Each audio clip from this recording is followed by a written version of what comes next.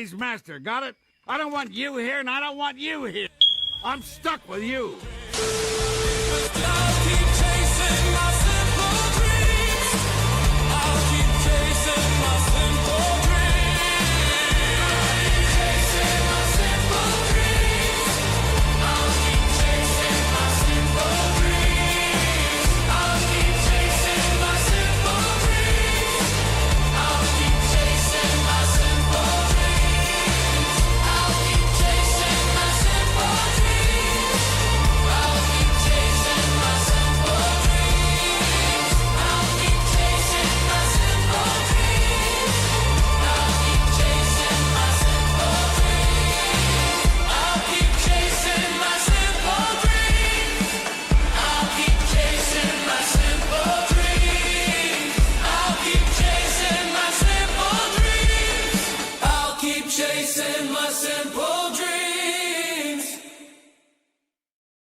Good evening, ladies and gentlemen. Hope you're having a wonderful night tonight. Tonight we have some fun, silly little shenanigans to talk about. Micah Mayfield being the biggest shill of all time, paid to make that video for Kevin Brady. He had to do it. Kevin was actually off screen with a gun pointed at the head of the universe, that being Micah Mayfield and PSR, while they filmed that video to cover for the previous few failures on the Golden Web burn down. But of course, we will talk about, I will say that Micah was in the chat a minute ago. He got absolutely roasted in that video. In his comment, so much hate for what essentially is just like another product doing fairly well. I don't even remember what round count they got up to, but it was something a lot. All right, so people were not happy. People were a little bit upset. Lots of accusations flying around. Okay, and so we will discuss all of the important things. But before we do, Richard, how is your night going? And I should probably turn off the Giga Chat. I love the ultimate funk. It's my favorite. Just keeps playing. It really is good. It's like a radio DJ who's about to cry but still hanging in there. Dude, that's just my everyday life. It's just how it goes. Sounds like he's describing me. Yeah. Okay. Funny, but yes, Richard, you are Eeyore of GunTube as far as I'm concerned. There's always something unlucky happening. There's always something bad happening, and it's always like every time we have a conversation, it's like, my house burned down and there's a hole in the roof and the foundation's leaking, and oh yeah, my dog died. It's like, no. Man, she hadn't died yet. She hadn't died yet. Yeah, it's like, oh, she's hanging on there, but I need $12,000 for retinal surgery on my dog. Otherwise, she'll be blind, or she keeps seeing visions of the devil or something like that.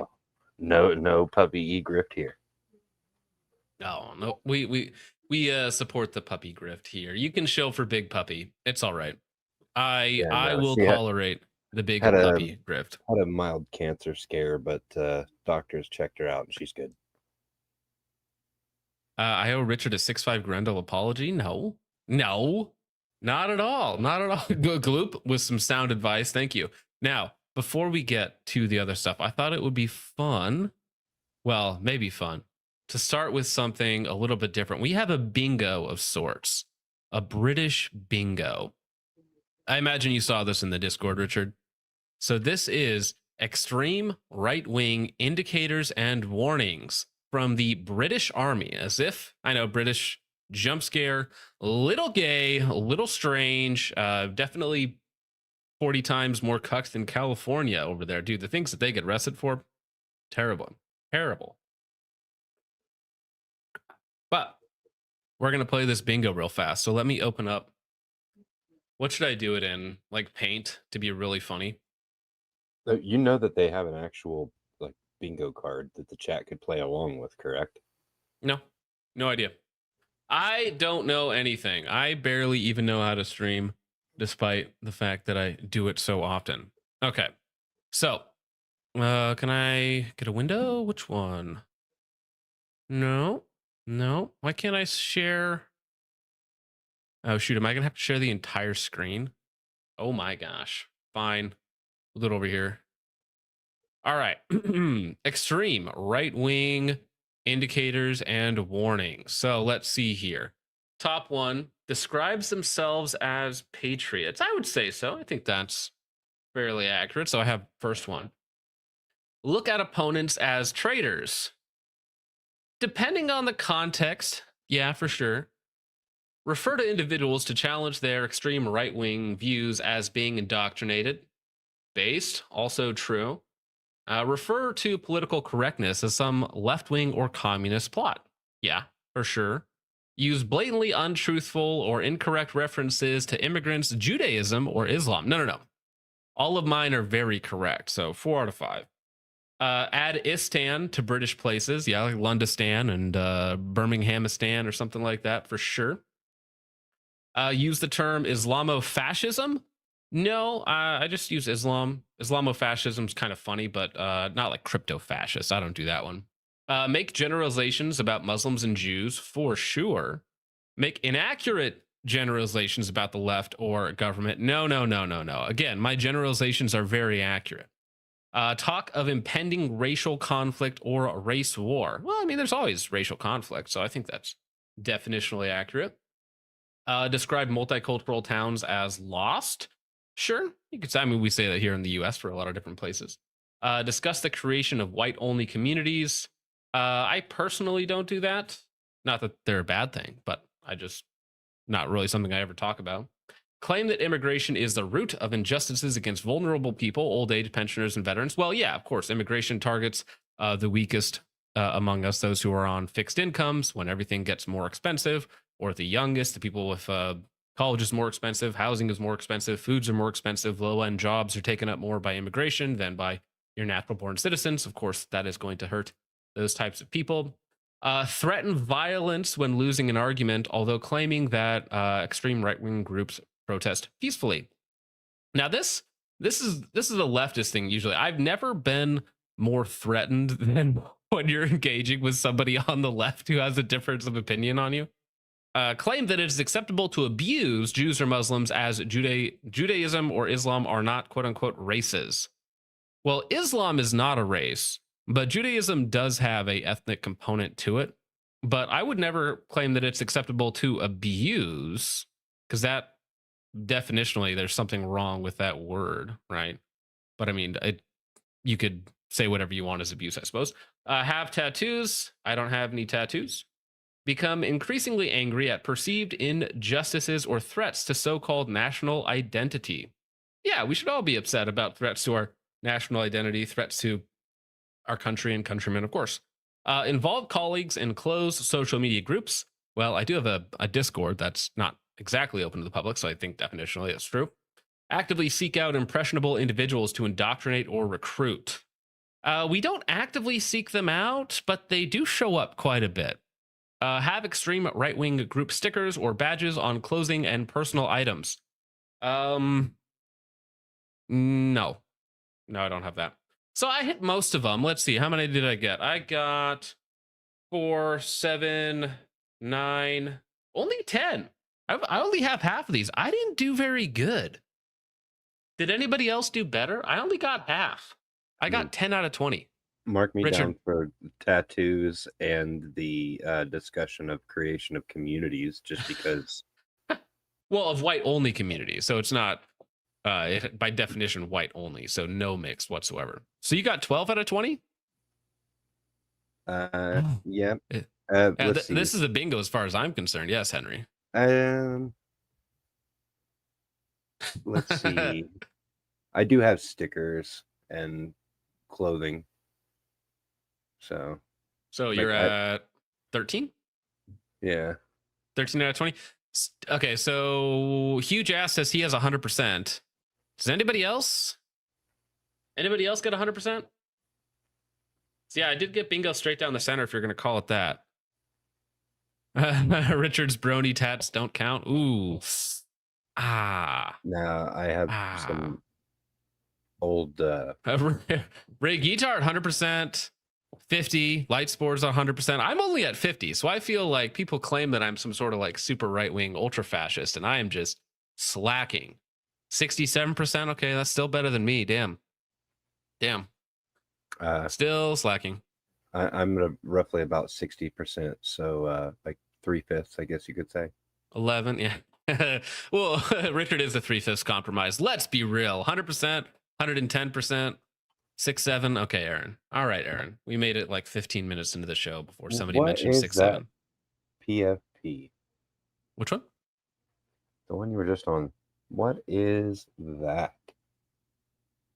That is a black man That is- carrying an alligator? Is that an alligator or is that a fish? I think that's a fish. I have no idea. If that's an alligator, it's got really short legs. My catch of the day? Yeah, I don't know. I have no idea. Okay. Well, that was a fun little bingo. The reason why I bring that up, though, of course, is because, like, listen, you know, I get it. You're British, but do you have to be British on my timeline? Like, can't you just go do that in the privacy of your own home or something like that? British IT consultant arrested after posing with gun in the United States on LinkedIn. The self-employed contractor was subjected to a 13-week ordeal over the photo. For again, this photo was taken in the United States on vacation or a trip. He goes back home and gets interrogated for touching a firearm on the other side of the world. Huh. You can tell he's clearly uncomfortable. Well, he's never held a gun before in his life. Like, this is what everybody else would feel like the first time you touch a gun, right? So a British IT consultant was arrested by West Yorkshire police. Never mind the rape gangs, but this man for posing for a photo in America. Boy, you got a license for that photo? I guess. After posting pictures of himself posing with guns during an American holiday on LinkedIn. John Richelieu, Booth 50, shared the photograph taken at a Florida homestead on August 13th. The post sparked a 13-week ordeal, which began with a police warning at his residence. Officers cautioned him about online content and its potential impact on others' feelings. Despite Mr. Richelieu Booth's offers to demonstrate the photograph's American origins, authorities chose to arrest him on August 24th. Despite all charges against him being withdrawn, police returned to his property after 10 p.m. that evening and detained him. Bail documentation reveals that accusations of firearm possession intended to frighten and stalking charges concerning a property photograph on social media. Possession of a firearm in America, by the way, is intended to frighten, and then you get stalking charges. Following his initial release on bail until late October, police visited his home 3 additional times. And again, here's just some other firearms. Which one? Right there, the featured comment right at the top. It is utterly unacceptable that literally hundreds of white women and children are being repeatedly sexually assaulted and raped by illegal immigrant grooming gangs, while police sit idly by or doing this, serving this man for photos on a ranch in Florida, which I'm sure the guns were probably, owned by the owner of the ranch or a friend. Like, it's not uncommon for ranches as to people have... say, I'm sure that, of course, they're not his guns. It's just whoever he happens to be around. It's irrelevant to his situation in UKistan, right? Or Englistan, whatever you want to call it now. But as people have called it out, it's essentially a narco-tyranny, right? Where they selectively enforce what laws, and they will arrest you for not a crime. So as far as I'm aware, a UK citizen posing with a gun anywhere else in the world is not a crime in any way, shape, or form. Now, the fact that they can so broadly interpret laws about what they post online, because they can get arrested for what they post online, right? Because they can view it as threatening or disparaging of certain communities. And so that aspect of it, that they can interpret it so broadly to show up at your house multiple times, arrest you for intending to frighten people because guns are somehow scary or something like that. Meanwhile, people, are murdering people in the streets and doing all sorts of untoward things, but they don't have the resources for that. However, this man, because he'll comply, is the target. October brought the second arrest for alleged bail violations, though this accusation was subsequently abandoned. So they just keep arresting him and just making up charges. Whilst the original firearms and stalking charges were dismissed, prosecutors pursued a public order offense regarding a separate social media post. Mr. Richelieu Booth was scheduled to face Bradford magistrates on 25th of November for allegedly displaying material intended to cause distress, but this charge was also withdrawn. The seizure of his electronic equipment also prevented him from conducting his IT contracting work. And again, you can see the classic British man posing with an AR-15 with no sights whatsoever. It appears to be, actually, that's an AR-10. That's an AR-10 mag in there. So I'm not sure what make or model it is. Actually, is that a Ruger? No. Yeah, is that a Ruger Yeah, S-Far? I think it's an S-Far. Yeah, because the lower and upper look shortened. Yeah, So yeah, it it's probably an doesn't look S-Far. like a regular size. But Either way, that'll be an interesting wake-up call for him. where does sights go, bro? Where does that? He doesn't know. He, like, the first time anybody puts a rifle in their shoulder, they have no idea how to actually get behind their optic. It is very comical to watch them brain their heads to attempt to figure out how to get it done. It's always fun to give them one and be like, no, see the little notches on the top? That's you use those for your sight. Yeah, just line them up. Or like when they have the top Picatinny scalloped out, and so you use it like a railgun sight or something. I did that on one just because I was doing a function test, and it actually works at close range. Well, anything works at close range. I've been put through 13 weeks of hell, he despaired, characterizing the police response as a massive overreach. He questioned, when did we go from a society where you can have a discussion with somebody and go, you know what, I don't like your opinion, I'm going to disagree with you, but I'm not going to tell you why, I'm going to call the police. When did we get so thin-skinned as a society? Well, that's quite funny, good sir, because you happen to have been a frog in a pot, and it's been slowly boiling, and you're just now noticing it as you're being arrested for posting non-threatening photos online. And you're like, how did it get this way? How did it get this way? What happened to my country? It's like, well, you slowly gave it away over the last 3 decades, and here you are, fine sir. The self-employed contractor said he had previously supported the force's work in maintaining order. Well, yeah, they're always like, yeah, we should, you know, because this guy is actually part of the problem. He's like, you know what, we need to enforce social order. We need to make sure that people aren't posting mean things online. And then that rule gets interpreted to put him under the gun, so to speak. And he's like, this is preposterous. I never thought it would lead to this. I never thought this would happen to me. How could you? How could you? Mr. Richelieu Booth revealed his intention to pursue legal proceedings against the West Yorkshire Police, declaring, I will be filing a case against the police. I will be seeking quite a lot of damages, he warned, the Telegraph reported. Westshire Police declined to provide a statement to the Yorkshire Post, citing the potential for formal complaint proceedings. The force stated it wouldn't be appropriate to comment on the matter. It would be appropriate, however, to arrest this man twice and then drop all of the charges. That's so much fun.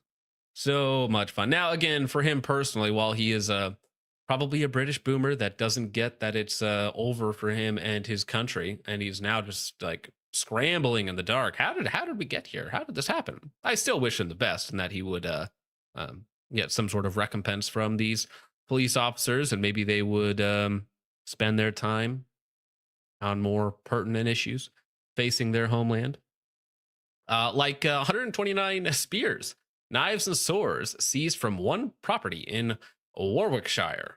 Again, just to remember, this is us in 20 years or California in 10, okay? All right, so let me pull this image up in a new tab here. So we got rusty swords, a meat cleaver. We got a spear. We got a mace up there. That's actually kind of cool. Got on those old-timey maces. But this is somebody's like old rusty sword collection because somebody's a nerd and they like swords. They like this sort of stuff. And they're like, oh, you got an arsenal there. Yeah, did they raid a museum? Basically, Warwickshire, whatever. This is an armory from what? 1560, 1640, somewhere around that time frame. I mean, deadly weapons of war off the streets of Warwickshire. Great. Heck yeah. Yeah. Yeah, Radzarbs. Cops won't follow those orders. No, they will. They absolutely will. Well, that's the problem, too, is the cops that won't follow those orders get fired or replaced with officers that will. So you end up with a police force where 99% of people don't want to be police officers, and those that do are believers. And there's no good cops left.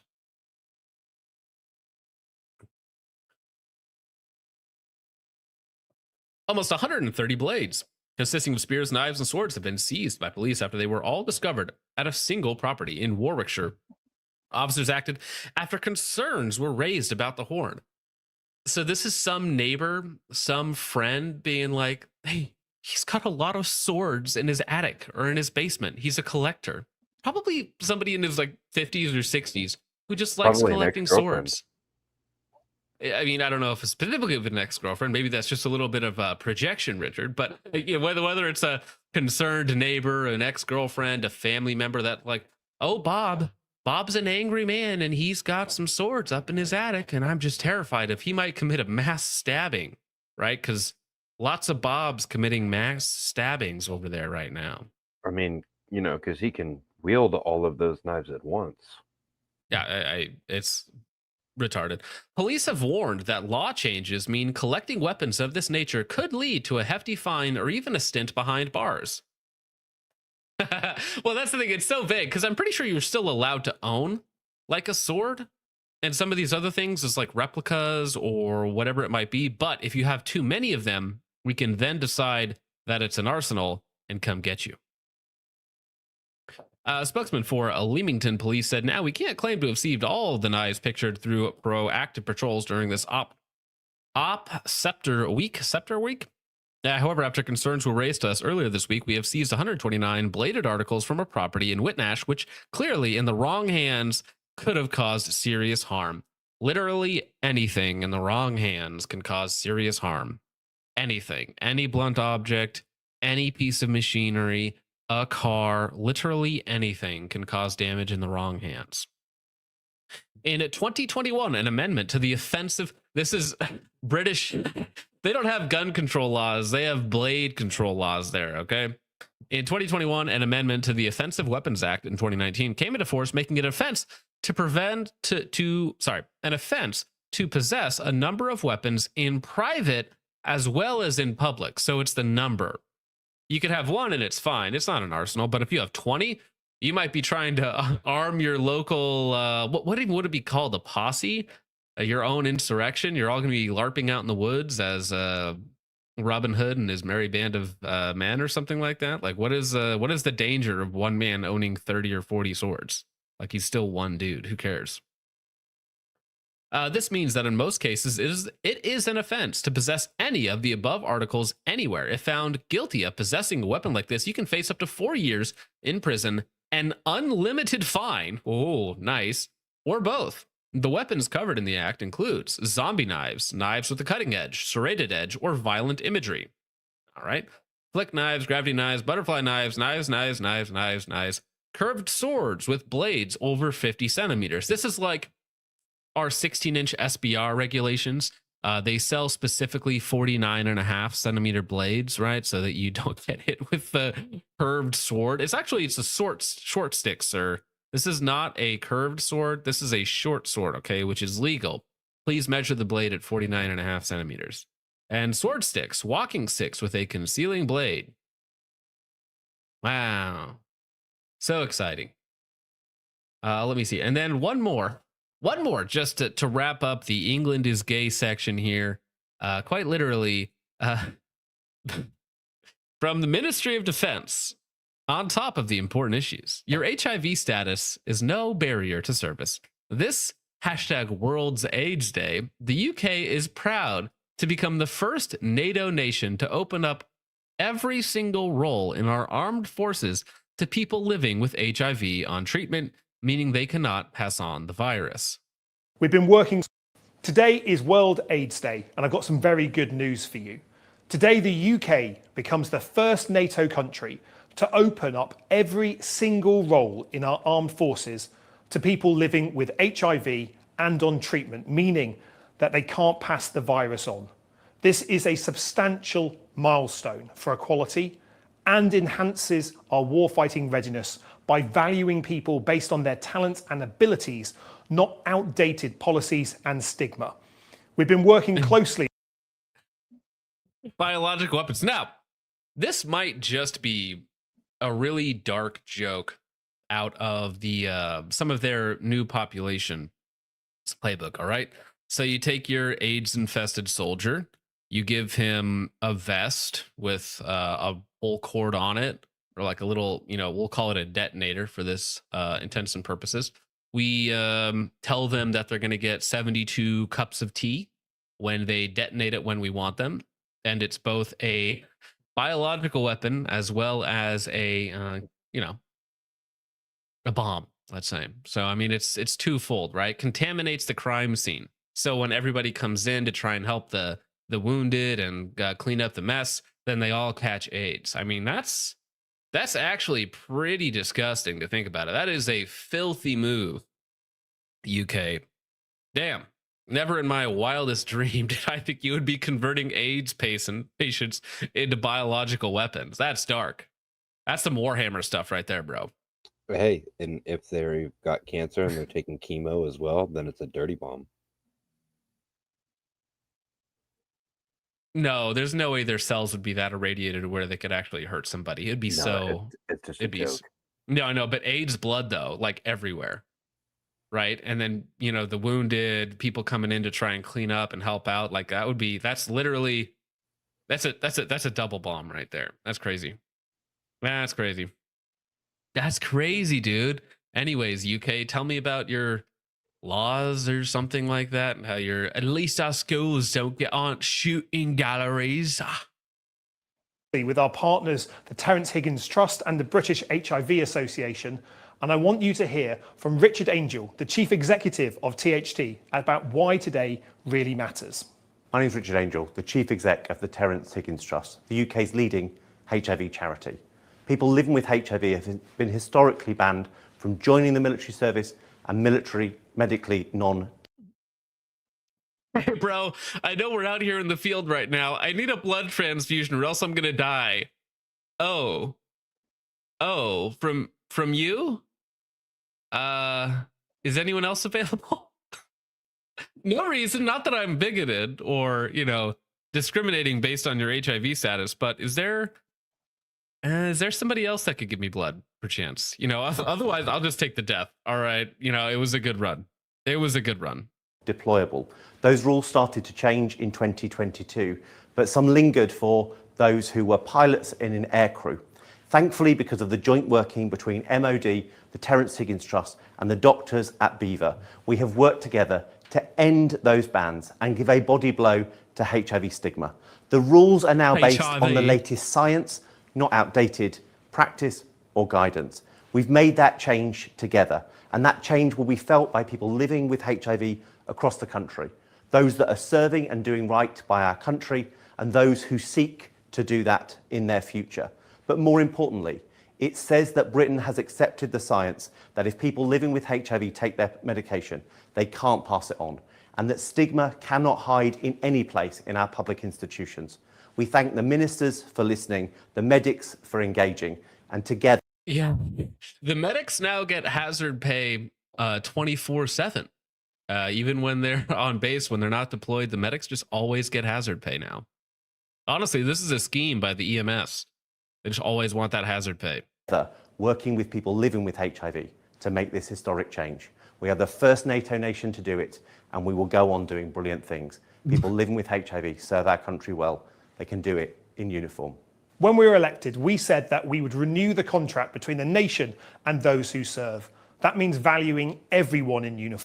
Oh my gosh. My promise to the people when I get elected, I'll make sure all the gay HIV/AIDS patients can serve alongside you to make sure you feel safe. British man. This is what I was elected for. Like, what serious person thinks this way? Like, do these people actually believe this is beneficial in some way? Are they retarded? Are they evil? Are they British, which is a combination of the two? Who knows? I mean, this is obviously what we saved ourselves from. Everyone who serves.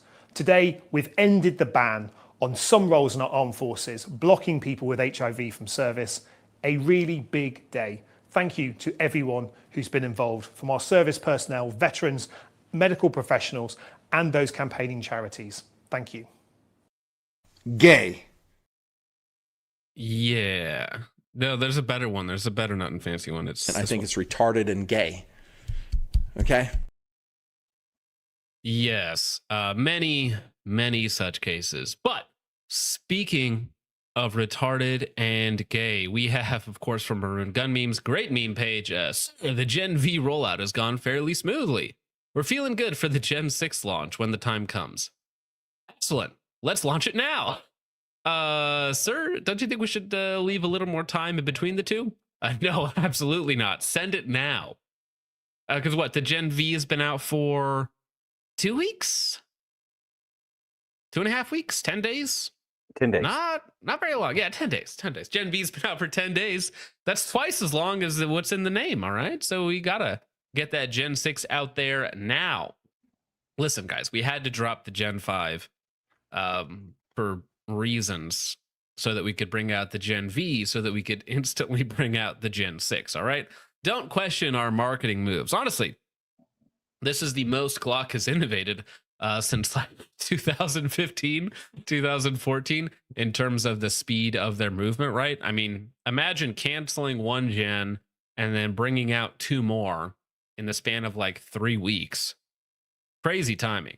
Crazy timing. Lots of movement. Not saying that the movement is good, but you know, lots of things happening. It's like a Michael Bay movie. Lots of things are going on the screen. You don't care about any of it. None of it means anything. It's not particularly good, but things are indeed happening. All right. And when I was 9 years old, went really hard. Okay.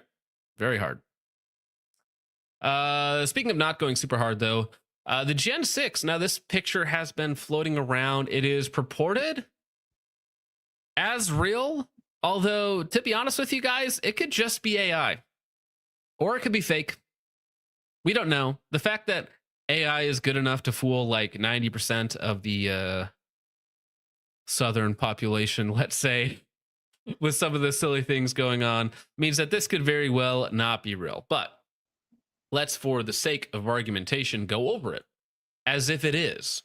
So this is the new Gen 6 Glock. So starting with, I'm going to zoom in here. I'm going to be all autistic on you here to get through all the details. So on the bottom, we have what looks to be, at least with this little pixelated image, a really nice flare on the magwell, which I quite like. It looks to have a different contour than what we've seen before. We have the Glock logo. Now, my favorite part about this, while it does look different, is it looks like the entirety of the grip has a new texture. And it actually goes almost all the way up, which is how I hate it when guns stop the grip or the grip texture, like 70%, 60% up the grip. Just give me all the grip, give me all.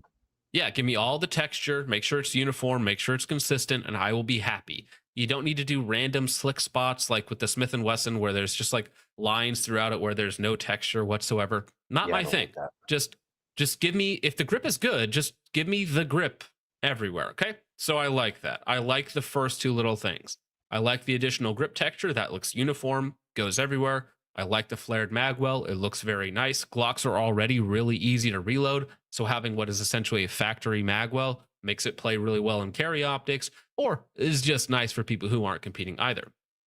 Now, it looks like, if my eyes do not deceive me, that is a very, very aggressive undercut. So we have a huge undercut on the trigger guard.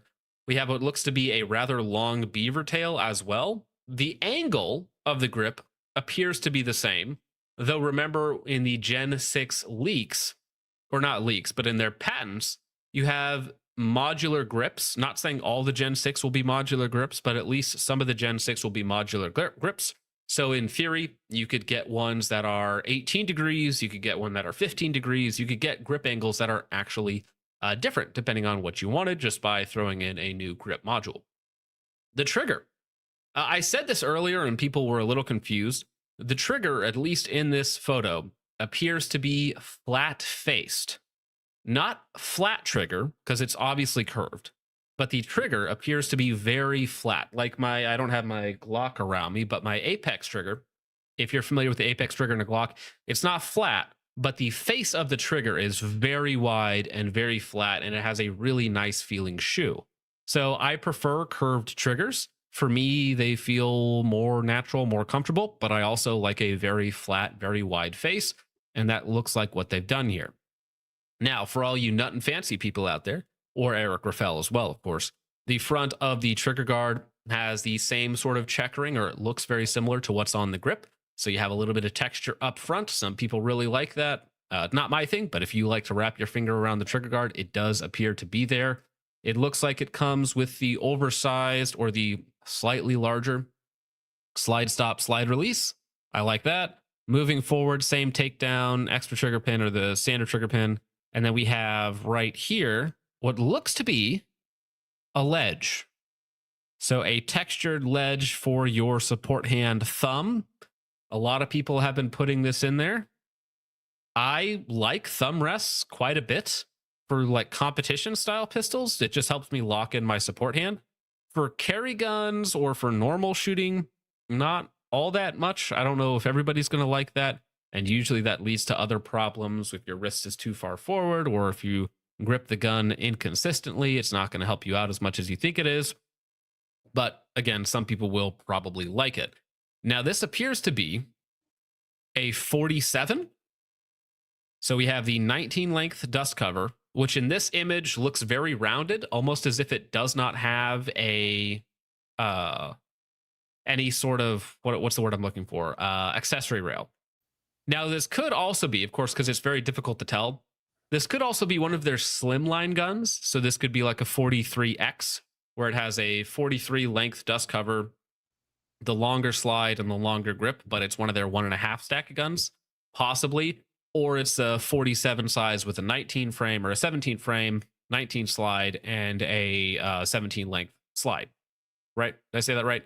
19 frame, 17 grip, 17 slide. So you have the shorter dust cover on it. Either way, it looks like they're bringing out the weird sized guns again. Front and rear serrations, all of that is fine. Still looks to have the standard Glock plastic sights, which will make nobody happy, I would say. You know, if they brought out like stock metal sights, I think that would make people happy. But for the people that are fine with Glock iron sights, they're not going to be excited. It's just going to be fine. And for everybody that hates them, well, they're still going to hate these ones. So does it look terrible? No. Looks fine. Is it worth getting rid of all of your favorite Gen 5 guns? Is it worth waiting 2 weeks to stomp all over your Gen V guns? I don't know. Oh, and by the way, the MOS models, I'm just guessing here, but the MOS models will be out much later because they, for some reason, never launch with their MOS models, even though that's the one that everybody wants. It's an optical illusion for you. Yeah, it says engineered for you, defined by our heritage. And then they have a little sketch of one of their original 17s, it looks like. But yeah, if the image is real, I like the flared magwell. I like the grip texture. If it is a big flat face trigger, I like that. That's about it. That's about it. Is that an MOS slide? I mean, your eyes are better than mine if you say it. You can see the... I mean, I see like a line. That's a very faint line, though. I mean, it does have a little bit of a color change. So maybe that is an MOS slide. Maybe. It might also just be a bad picture. It might also just be AI. And it might also just be fake, you know? Yeah. We'll never know until we know. Well, allegedly, SHOT Show 2026. Right. Allegedly. So, and I'm sure we'll see more before then. But, I mean, that is, I don't know where this picture came from. If somebody snapped a picture of it from one of their promo slides, because what this looks like to me, ask where it came from. What this looks like to me is they are designing their SHOT Show booth right now. Because Glock, if you don't know, they have the big booth at SHOT Show, right? So what they're doing is designing their banners, their printouts, all of that sort of stuff, all the graphics right now. And somebody snapped a picture of it and then leaked it. Because this looks like something you would see playing on a screen at the Glock booth. Because, I mean, the Glock booth is huge, right? You have a display case of all their guns. It's like 50 feet long and like 20 feet wide. And then they have another section just dedicated for people to do videos and to talk to their reps. Like, it's a very, very big booth. So this looks like either a banner or an ad or a screen roller to come through, during all their other B-roll or whatever is going on. And it looks like just the very little we see on the outside left and right, that this is in some sort of design phase. So somebody is like making this graphic up, essentially. That's what it looks like to me. So I actually think that aspect of it makes it look real. Because you can see the grid pattern on it. You can see the text off to the left and right. You can see some of the other boxes that are going on here. That somebody is designing a graphic for SHOT Show. And then somebody snaps a phone picture of it. So that's what leads me to believe that this is possibly real. More real than not. 51% chance, let's say. Yeah, and Despop, we talked about the patent stuff earlier as well. With the 2-piece grip. I'm not sure if that's going to be all Gen 6s or only the full sizes. Who knows, right? But we'll know more coming up. But if I had to guess, the ad is probably real, and probably you will actually see this picture at SHOT Show, or a version of it, because this might not be the finished one, but we'll probably see this banner at SHOT Show somewhere, if it's real. So what do you guys think about it? You like it? You hate it? Who's gonna buy one? All right, let me put this up. We're gonna do a poll real fast. Glock Gen 6, gay or straight? I think that's the real question that we all need answered right now. Do you think the Glock Gen 6 is gay? Gay's at 100%. Well, gay's at 69% now. Oh dear. Oh dear. Oh dear. It's still at 69%. Oh, it dropped a little bit. Nope, now it's over. I think Candace has something to say about it. It feels a little fake and gay. Gotta tell you guys, it feels a little fake and gay, and there will be no fakeness and no gayness. It's very gay right now, apparently. 72% gay. Jeez, that's like a Carl Casarda match. Where am I at right now? Speaking of gayness, so we'll get to this before the top of the hour. Clock seems by HIG positive. That's a good one. Thank you, D something. Yeah, Chris Bishop says, I work in marketing. You're 100% correct. That is a proof file for the printer. Yeah, that's why the grid's there. That's what I'm thinking. Yeah. So that's what leads me to believe it's real, because if you were going to AI it, like how would you would tell it, I guess, to make it look like a design or something like that? Or you would, edit the photo yourself to do it. Seems like a lot of work to try and troll people, right? Oh, no. I believe that the banner or whatever it is that's being printed up is probably real, but the rendering itself. Oh, the rendering itself, yeah, the actual image. I mean, somebody, if they're launching at SHOT Show, they have production prototypes in hand, if not significant volume of them. Yeah, I feel like it's gay, but I'm gonna buy one anyways. There's many such cases. Very gay of you to discontinue the Gen 5 and come out with the Gen V, and to do all the things that you did with those shenanigans. But also, I'll still buy one.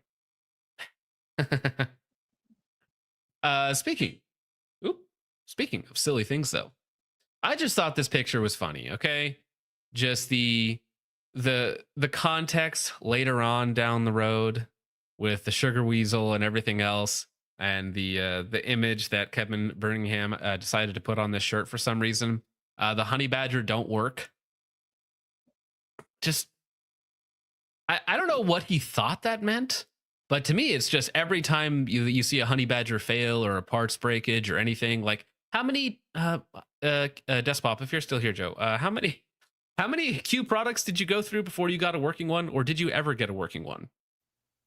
Because if I remember correctly, it was like 3 very expensive rifles to get a working one. So, and then you have Kevin in the shirt, honey badger don't work. Fair enough. Fair enough. Woo. Ballistic Aviation, Luke says, it's from that gay dude talking about honey badgers. Do you have any idea how little that narrows it down? That could be literally anyone. Literally anyone. Luke, that didn't help at all. But this is what I put in the thumbnail because I think it's funny. So Golden Web, he did his Q Sugar Weasel meltdown. It lasted what, 200 and I think it was 190. Was it only 190 rounds? Here we go. Q Sugar Weasel. Well, he says 200. So roughly 200 rounds before the gas tube melted, right? So you can see here, it has bent way off to the, in this case, the right. Many of you probably very familiar sight, but the gas tube is dipped down, it's snaked, it's completely blown out, it's terrible. Despop, I have 2 honey badgers with swapped bolts to function. Yeah. One sugar weasel that exploded the bolt carrier after a few hundred rounds. Yeah, so you just need, anytime Q posts something on social media, just respond to him with that picture. Honey badger don't work. Please, Kevin, please send me something that works. Anyways, the Q sugar weasel, for those of you unaware, it's their like basic AR, if you could call it that. It's I think the full rifle comes in at like 6 pounds flat, so it's not a particularly heavy rifle. Stainless steel barrel because Q likes accuracy more than durability. Foreshadowing there. The gas tube is made out of aluminum, I want to say, to shave a ½ ounce off, or at least it appears to be, with how bad it straight up melted after, again, only 200 rounds, which is ridiculous. So Q got a lot of heat for it. They got roasted for it. We pointed it out. It was very, very funny. You can see all the Q hate in the comments down here, because there are 2 groups online, and only 2 groups. There are people that love Q, that die for Q. Wasn't that the saying, live Q, die Q, or something like that? Anyways, live Q or die. That's the one, right? That's the Q slogan. There are people that love Q. Live Q and die. Live Q, live Q and die. Why not both, right? Live Q or die, folk. And then the people that just hate Q for a variety of reasons, whether it's, again, KB's personality, whether it's the way that he treats customers, whether it's the way that he deals with critiques, let's say, or, he is, for all intents and purposes, a very smart man who has designed a lot of things. Whether we like the things that he has designed or not, he has put a lot of time and energy into creating this company and this brand and some of these projects that allow him to do the big game hunts over in Africa. And he pays top dollar for that. So you got to buy your boombox. I like the designs, just the execution is not the best. Oh, he stole his ex-wife's trash cans. That's kind of if true, that's funny. Right. I mean, of all the terrible things that people in the gun industry have done, stealing your ex-wife's trash cans, that's funny. Are we talking about trash cans as suppressors or as physical trash cans? Because in my mind, I had physical trash cans, not the trash can suppressors, right? Because isn't the Trash Panda one of his suppressors? It's very funny. It's very funny. I mean, whether you like Q or hate Q or whatever, I'm pretty ambivalent. I would never buy a Q product, not because they aren't some of them nice. Funny little story. I had to shoot Brassfax his fix in 6.5 Creedmoor with what they call literally the best trigger ever made. That is a garbage rifle. Miserable to shoot. The action is terrible on that thing. And the trigger is garbage. Like a $99 G2S, Geisley G2S, is far and above better than literally the best trigger ever made that Q ships in every one of his rifles for some reason. It's like, that trigger sucks. Feels terrible, feels cheap. It's not particularly light. It's not particularly crisp. The 2-stage sucks on it. Again, LaRue MBT, Geisley G2S, Rock River Arms, or whatever the RRA, RRS, whatever it is, their 2-stage trigger national match. All of those far superior to whatever Q is putting in his rifles, because the literally best trigger ever made actually sucks. And yeah, I shot it like 5 times and I was like, no, I'm done. Like the Q Cherry Bomb is just a blast, not deflector, a blast increaser. Basically, it just shoves concussion back at your face, which is not pleasant. And it's already like a 6 pound, 6.5 Creed, so it's not like a heavy rifle by any means. Just a terrible design. Terrible design. Absolutely not. And then Brass also had his other 6.5 Creedmoor, which was only a little bit heavier and far superior shooting platform. So much smoother. Oh my gosh. Q fixes suck. All right. Maybe a mini fix, but I mean, what is this? This is the Honey Badger. So in response to this, all this sort of drama kicking off with the Sugar Weasel doing so poorly, Micah Mayfield puts out a video today, right? Yeah, 8 hours ago. What happens when you run a Q honey badger hard? Now let me pull up the thumbnail, because the thumbnail, some people were upset because in the thumbnail it says honey badger. Oh wait, you guys can't see this, my bad. Honey badger meltdown. And he didn't actually melt it down, which is fine, of course. You don't have to go out there and intentionally destroy your stuff for our viewing pleasure. Although we do like it. We appreciate it. It's fun. However, what I found funny about this is the amount of hate that Micah got for this video, which I suppose you could construe the timing as like defense of Q. And Micah is, generally speaking, a more positive person, right? I think he's less critical than some out there, for better or worse, right? So I think that when you have this video come out just a little bit after the Sugar Weasel fail, and in this, the Honey Badger, which is a completely different gun at about $1,000 more expensive, I think these are about $3,000, lasts for a really long time. Now, the video, Micah's video, I don't know if he would say that it's a response to Golden Web, but he does feature some of Golden Web's video. So it seems to me to be in the spirit of a response video to Golden Web's meltdown. You know, him and PSR are in the video. Actually, I think I could show this part of the video.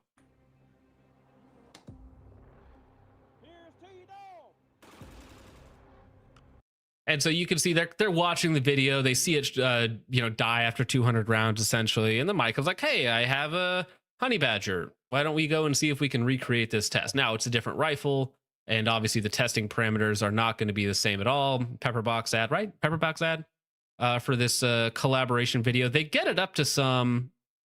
Well, you're right. So Micah says, I agree, I let it cool too much. So it's not the same test whatsoever. And so I think that's what people are really mad about. You show the Golden Web meltdown, which is like no breaks at all. It's magazine. And then in the Micah Mayfield video with PSR, it's a very relaxed cadence. And I say relaxed as if they're still, firing fully loaded magazines very quickly. But it's there's more time in between the mags. Sometimes they're switching shooters. So if you allow the gun to continuously cool down, also, I think the Honey Badger is a much heavier barrel. If I remember correctly, is a heavier barrel than the Sugar Weasel, which is, again, a lightweight, standard-ish AR-15. But, they get it up to a pretty ridiculous round count, though, even if it's not up to the same speed as what Golden Web does in basically all of his burn downs. I think it makes it over the 1,000 round count, which even if it's not crazy fast, what are they up to? 210, 360... 620, 771, 800, 930, 1020, 1050. And again, they whatever the final round count is, makes it a long ways, albeit at a much slower rate of fire over that whole time frame, right? Because whereas Golden Web fires basically rate maximum cyclic for 4 or 5 minutes, right? There's switching shooters, getting extra magazines, more time in between mags, all that sort of fun stuff. You can go watch the full video. Let me link it in here. But the reason why I want to talk about it, of course, is because of the absolute hatred, absolute volatility of the comment section. So maybe the real meltdown was the ND we had along the way. True. Final conclusion. If you want a decent gas tube from Q, you have to spend an extra $1,000. Because remember, the Golden Web gas tube, I just lost my place on that video now. It's somewhere around here. Let me find it again. The Golden Web gas tube just completely melted out. And you can see, look how bad that just melted and disintegrated. So wherever they're getting their gas tubes from, you should probably switch suppliers, or maybe you just got a bad one, because 200 rounds is pretty pathetic. It looked like spaghetti. Yeah, you want to see me turn a gas tube into spaghetti? But back to the comment section. Does a burn down video, forgets to burn down the gun. A little bit of clickbait, never hurt anybody. Who sent you? Was it Kevin? Did he give you more free crap to do this? Many such cases. Now, I do not think that Micah received the phone call from Kevin being like, hey, you got to put out a video now. Drop the video. Get PSR in there. Get the Tacta Twink in there now. Make sure it goes over 1,000 rounds. 50K to your bank account now, half when it's done. I don't think that call happened. I think that Micah just wanted to go shoot his gun. And of course, the timing is good, because if it does really bad, that's also great, because then now you get a steamroll and that snowball gets bigger about Q's products can't handle full auto fire, right? Which, Q would say, okay, well, they're not designed for full auto fire or whatnot. But if it does really good, then you can say, hey, maybe not all of Q's products are crap, right? Which I don't think all of Q's products are crap. There's lots of innovative, interesting things, just none of them are particularly up my alley. I bet PSR stayed with Mike and never took off his balaclava. Here's to you, dog. Oh, thank you, Golden Web. Lol, brought to you by Q. When's the burn down vid dropping? Let's see. Toucan, yeah, not wasted so much time in between shooters. Golden Web is one of the best wholesome content creators in the 2A space. True. Kevin is absolutely bricked right now. He might be. Maybe he needs to get a new shirt. Maybe he needs to get a new shirt. All right. Kevin called Micah and said, I need you to save us from this sugar weasel debacle. Micah, anything for you, daddy. All right, listen. Things I never want to type out on a keyboard for 500, okay? Without creative video editing, no custom transitions, might cover coolovers or the rents. Yeah, so Snapper is kind of accusing Micah of cutting out some of the video, which I think Micah, as he even said in the chat just a minute ago, yeah, I mean, he spent a lot or let a lot of time pass that you shouldn't for a burn down video. Still, if you shoot 1,000 rounds through a rifle in a short amount of time, full auto, and it performs relatively well, that's still good. Because, I mean, these aren't machine guns. They might, be able to be converted to what would legally define as a machine gun, but they're not actually designed to be fired at these volumes. You must complete the meltdown. Yeah. Honestly, I kind of wonder what the wear looks like on it now, because those stainless steel barrels, when you get them hot,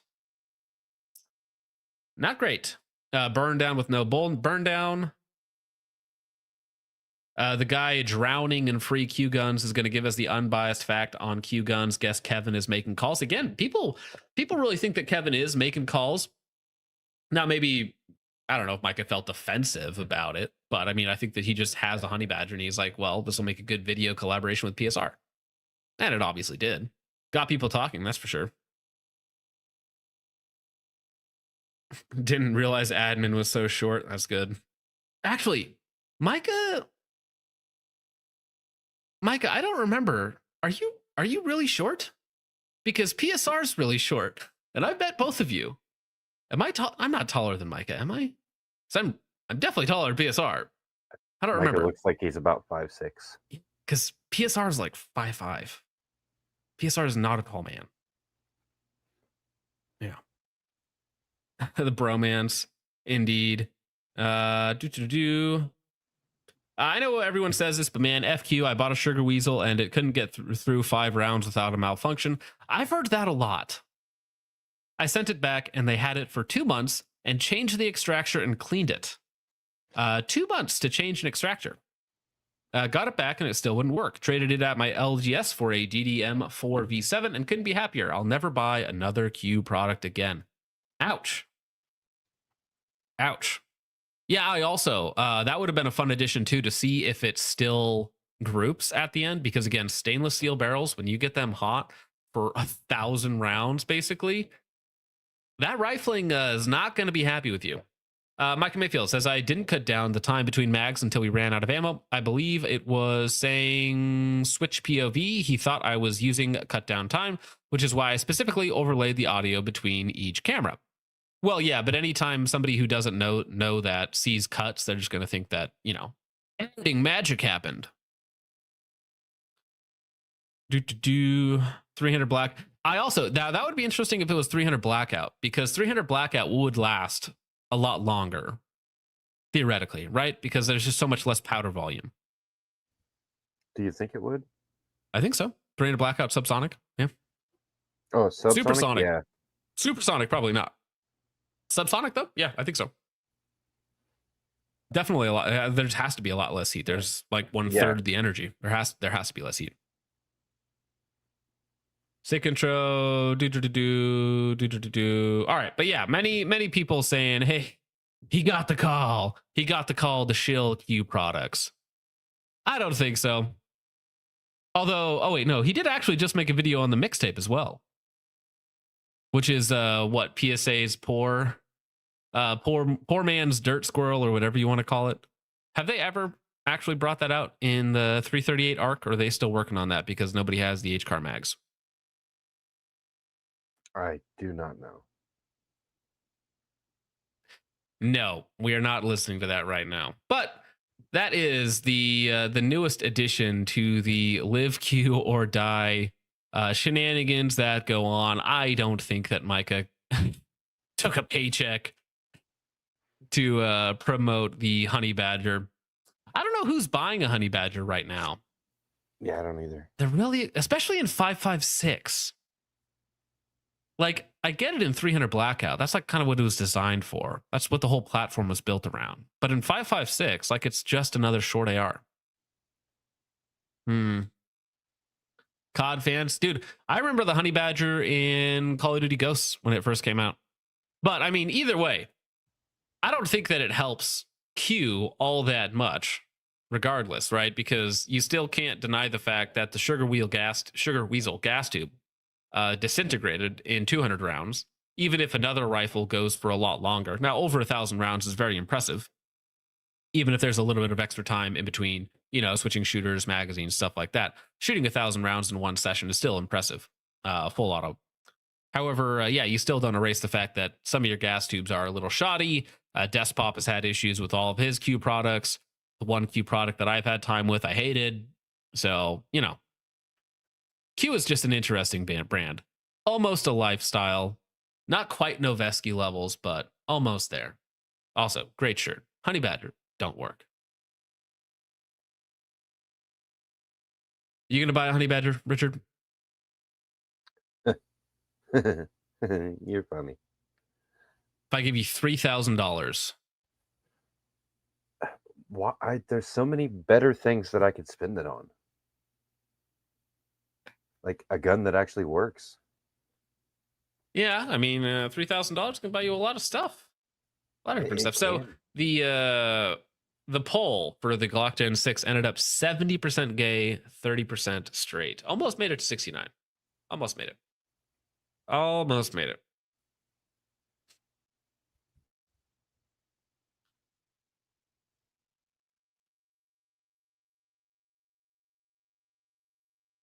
All right, Micah Mayfield, cash the check or just good timing. All right, new poll in the chat, and we're going to go ahead and get to your guys' support, and then we're going to talk about FN.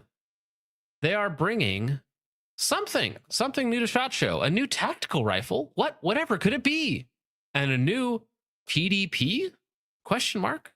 SHOT Show 2026.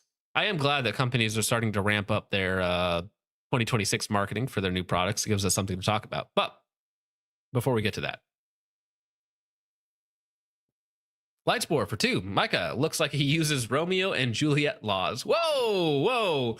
Funny thing, I mentioned Michael Bay earlier, but yeah, for some reason in Age of Extinction, they quote chapter and verse of the Romeo and Juliet laws in Texas. Why did you know that from the top of your head, sir? Just awkward information to be walking around with. Sabardic Psycho for 5 says Micah eats hot dogs without chewing them. Whoa. Glizzy Goat, as they call it. Lightspore for 2 says Micah tests cans off of Bussy Feel. Wow, this was before the stream even started, guys. All right, thank you. Sabardic Psycho for 2 says Micah wipes with a cucumber. Josh for 5 says, Micah, what do you want to be when you grow up? And I think Micah responded with a pilot, which is cool. I always wanted to be a pilot when I was a kid, and then I realized I was retarded. Baseball Kid for 2 says, what's up, Ben's Siggers? Not much, homies. There's a sound for that, though. My Siggers. Thank you. Amorite Boy for 2 says, late and gayer than Tim, a buddy boy waltz. Listen up, buddy boy. I definitely did not sell national secrets to the Saudis, okay? Didn't happen.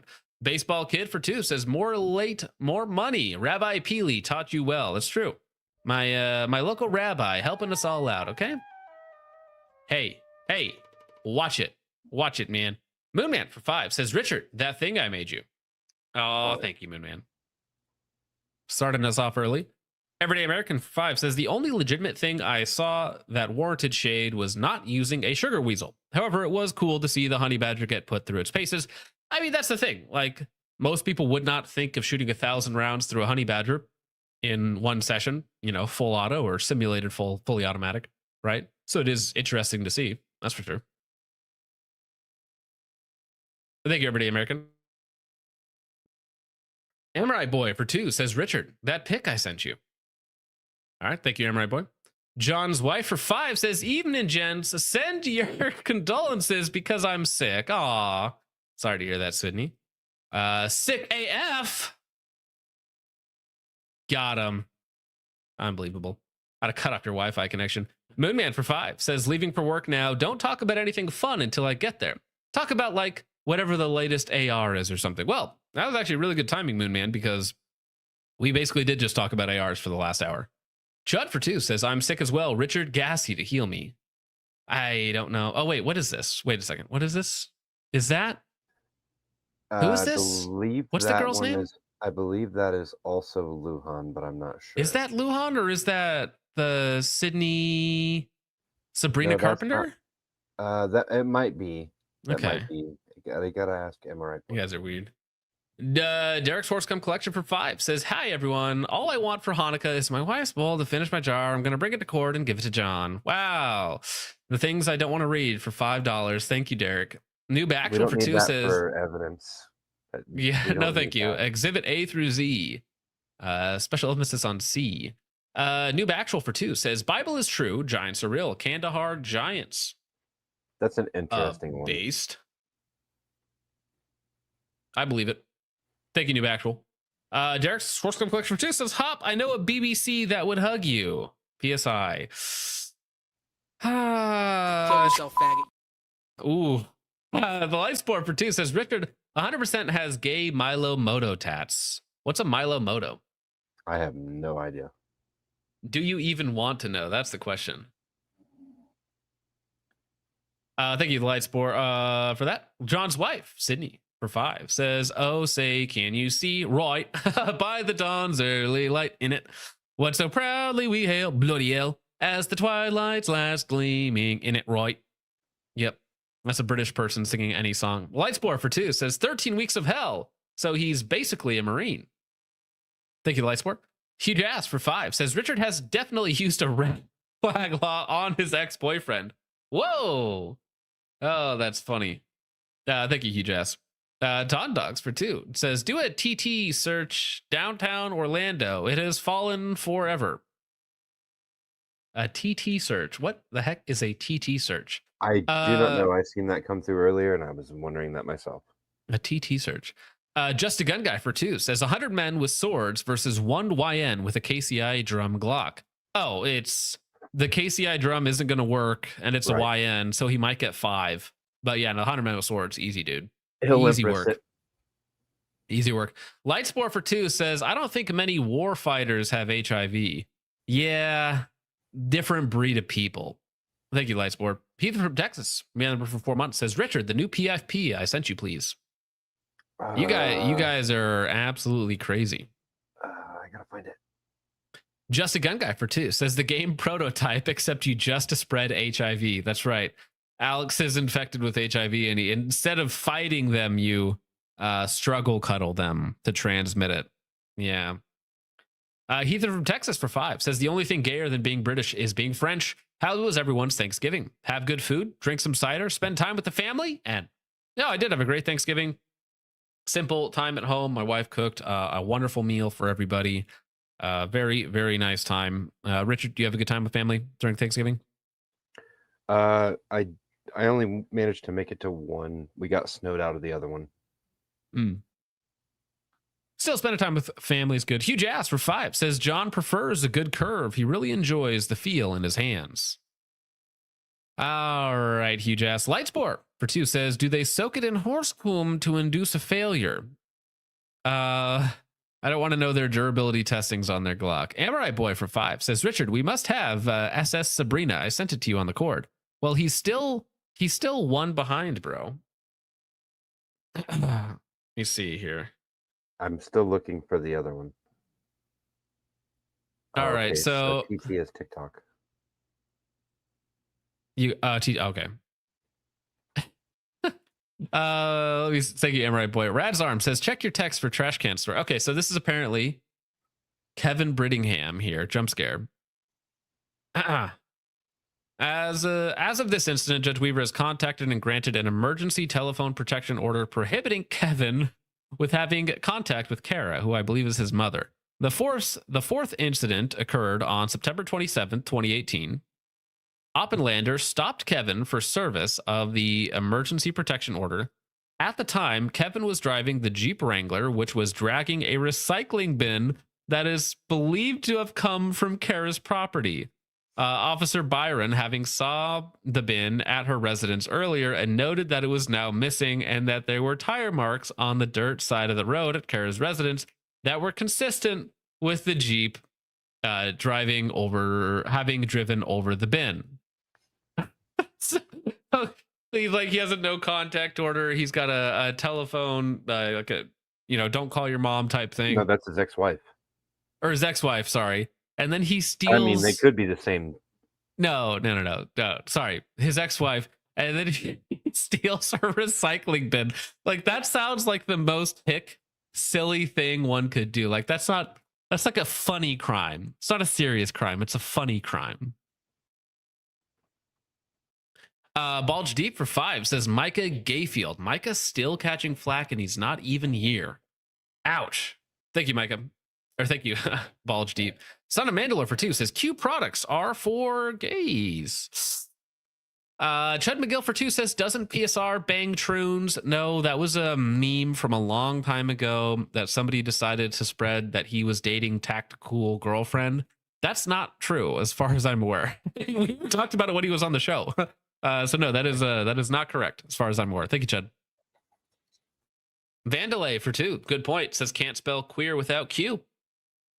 I never even thought about it that way until just now. Bulge Deep for 5 says Micah Gayfield bangs troons too. That is unsubstantiated rumors, good sir, that you are peddling. Lightsport for 5 says, Micah, did you leave Mr. Thumb because you're... My gosh, you people.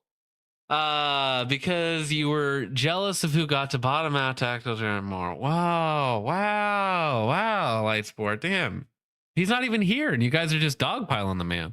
Gecko, Gecko for 5 says, can we listen to Full Tack Dump Truck in honor of PSR and Micah's Burn Down? Their music is so catchy. No, don't do that. No. Bulge Deep for 2 says, Micah Gayfield, you slurp troon peen. Wow.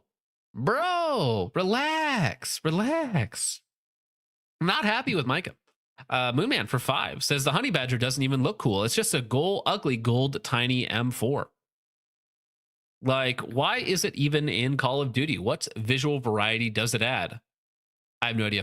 I remember it had a weird recoil impulse in Ghost because it recoiled left to right rather than up and down, and that was like one of the unique things about it. And it also handled like an SMG. So, Son of Mandalore becomes a new member. Appreciate that, sir. Thank you very much. Rad's Arms for 2 says, I sent the trash can info, and I read it out on stream.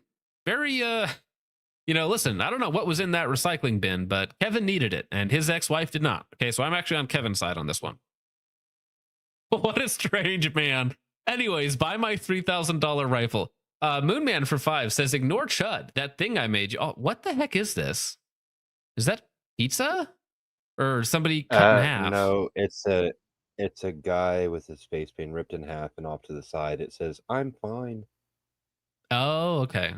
You just can't see the text. Also, I'm petitioning to ban these AI slop. I'm petitioning to ban these AI slop PFP cowards. Chud and I put work into our horrific PFPs. Yeah, guys, you gotta work to be this cringe, all right? Bulge D for 5 says Micah is a moil who wants extra foreskins for Hanukkah. Don't super chat Bulge Deep, but what is your beef with Micah? You are going hard. No pun intended. But you're going hard against Micah. What's the beef? Heathen for 5 says, Richard, the PFP I sent you and set the price, please. All right, the price is at $10. $10 to change the PFP. Okay. Heathen has it. The price is now $10. Chud, unfortunately, for 2 says, Richard got a new gassy. Let's effing go. Which we did see that earlier. Thank you, Chud. Moonman for 10 says, price setting you say. In this economy, Richard, return to tradition and put on that thing I made you. That sounds a little silly. Whores, keep walking. This is sugar daddy country. All right. Gay things that I never wanted to say for 500, or for 10, I should say. Todd and Dogs for 2 says, I meant to say TikTok, search DT Orlando. All SIGs. Yeah. Yeah, bro spent a lot of money just to be heard. I wish he hated me. I've met Micah. I've talked to Micah. Like, is there something specific? Because it's like, oh, I just don't like his content. Like, that's fine. Lots of people don't like my content. But is there something I don't know. It seems personal. That's all I'm saying. All right. Micah seems nice enough, but I will say that he does glaze his reviews every once in a while. There was one gun that he got. It was a PCC. He could not get it to run, and he still gave it a positive review. He's like, well, I like it. It's like, dude, it was $2,000 for a PCC, and it didn't run more than one mag at a time. That's terrible. I don't remember the exact details, but it was atrocious. Maybe I'm being too nice right now. But I mean, some people are more positive than others. All right. But yeah, if I spend money on really any gun, I do expect it to work. All right. That's about it. What did you just send me, Richard? Oh, what I sent you earlier was the I'm not looking at more gay age stuff. I don't care. No, that was the they can have them all. That was the charity that was putting on the British AIDS event thing that led to the troops being. It's not important. It's retarded. Over on Ko-Fi, Lightspore says, you hate on Micah because he's hating on Q. I hate Micah because he looks like a pedo who doesn't know what a gym is. We are not the same. Whoa, Lightspore. That is uncalled for. I don't know how Micah looks like the pedophile and the child that's being raped at the same time, but it's quite the achievement. No, stop. No, I'm just joking. I'm just joking. Huge Ass says, the Brits are so incredibly gay and lame. Can we just sink the entire island without evacuating the Browns first? Sorry, sir. You've been selected for voluntary stay. You must go down with the ship. Gideon, or Kid 419 on Ko-Fi says, happy birthday, John. Been busy working, so haven't been making the streams. Still been catching the VODs. Thoughts on the BRN 180 Gen 2? Crisis King. Crisis King, Gideon. Thank you for that. If you can find a used BRN 180 Gen 2, they're kind of neat. I think they're one of the uglier AR alternatives, but they are still an AR alternative. So if you want something that's a little bit different, go for it. You can find one for a good deal used. But, I would still not depend on one for your main rifle. I mean, in Ukraine, I know there's a lot of... Oh, sorry, you said BRN 180. I was thinking of CZ Bren 2s. No, I do not recommend the BRN 180 Gen 2. I think it's bad. They're fun, but bad. They're still not... Sorry, rephrase. BRN 180 Gen 2. The adjustment settings are not good. You have PWS quality control times Brownell's quality control, which is not particularly good. The rail design is nice. That's about it. No, not unless they're dirt cheap right now. Because the Gen 3 is out. And I don't know if the Gen 3 is any good either, but I have a Gen 2 and I don't love it. The Bren 2s? The Bren 2s are the BRN 180s. Yeah. All right. FN America, what do you think they are? ? Subject, the industry's best kept secret will soon release 2 new products. New product 1, redacted, the tactical rifle. And listen, guys, you can see the Scar iron sight in the back, and you can see the hump of the UGG boot. This was very, very selective framing here. And I think they did a really good job, but this is the Scar Gen 2. That's what this is. This is the Scar Gen 2. Whatever they're going to call it, I have no idea, but I see an UGG boot stock in the back, and I see a Scar iron sight. So this is their new tactical rifle, is a Scar Gen 2, which we've already talked about. In fact, let me go ahead and pull up the photo. Because we have allegedly leaks of the Scar Gen 2. Thank you for the Ko-Fi donation, sir. Thank you very much for that. But this is what we're looking at here. So you have the Scar iron sight in the back. You got the hump of the UGG boot over there. This is what we're looking at officially getting released at SHOT Show 2026. Definitely a Scar of some sort. Looks like a Scar 16. Now, Scar 2? Probably. Scar 2? We got the Scar 2 before GTA 6. Can you imagine? Now, the new product number 2, personal defense pistol. Maybe it's a good handgun. FN, maybe you could just make that. Maybe you could make a good handgun. Maybe that should be your new product. Maybe that should be your entire focus for 2026, is to just make one good handgun. Just one. You know, not to be compact or micro double stack 9mm. I actually don't think so. I think this is going to be a 5.7 chassis gun, so that you can put it in one of their MP7-esque chassis, and it is going to be a handgun that is also a chassis, and they will have, because they call it the personal defense pistol, which, you know, Walther already has the PDP, so I don't know why they went with the exact same name. But I think it is going to be a 5.7 handgun that is a chassis system that will also have a brace or stocked version of it that will act like a PDW. Yeah. So I think it is going to be essentially a new FN 5.7. However, it's going to be a FCU version of it, so that you can just swap the FCU into a PDW style kit. That's what I think. The new FN personal DP. When you phrase it like that, huge ass, it just comes out wrong. All right. And that's probably bad phrasing as well. But when you phrase it like that, that's just wrong. Gay. The FN 6.7. Stop it. Stop it. Stop it. It's a mag base like the FN. Well, I think it is a handgun. I think it's going to be a 5.7 pistol, because that's, you know, I don't know why they would call it the personal defense pistol. I mean, if it's just a new version of their 509s, like, I don't think anyone's going to be particularly excited about that. But a new 5.7 pistol that also has a chassis that goes along with it, or that you can buy separately, or that you can install it into, right? So some sort of FCU system with a chassis, so you can get a stocked or a brace, essentially like the what do they call it? The Flux Raiders, something like that. Something like that. Moonman, I did not make a Friends reference on this stream because I've never watched Friends. I know it exists, but I've never seen it. 2011? That's also possible. Yeah, that's a good point. Also possible. I mean, I can't get, like, this is obviously a Scar. Like, it has the UGG boot. It has the rear iron sight of a Scar. This, however, they're not giving us very much. What I do see is a very tall iron sight and a mag base. So we know it's a handgun of some sort. But my guess is that there's more to it than just a handgun.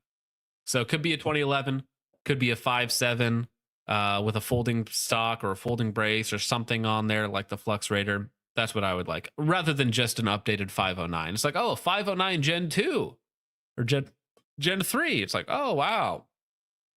That's very exciting. But that'll be coming SHOT Show 2026. And again, it's tagged SHOT Show. So we know we're going to know in 45 days. 45 days. Metal frame 509. Maybe. But why would they call it the personal defense pistol? Like, because it seems like, although they called that the tactical rifle. So I actually don't know. It's possible. Metal frame 509.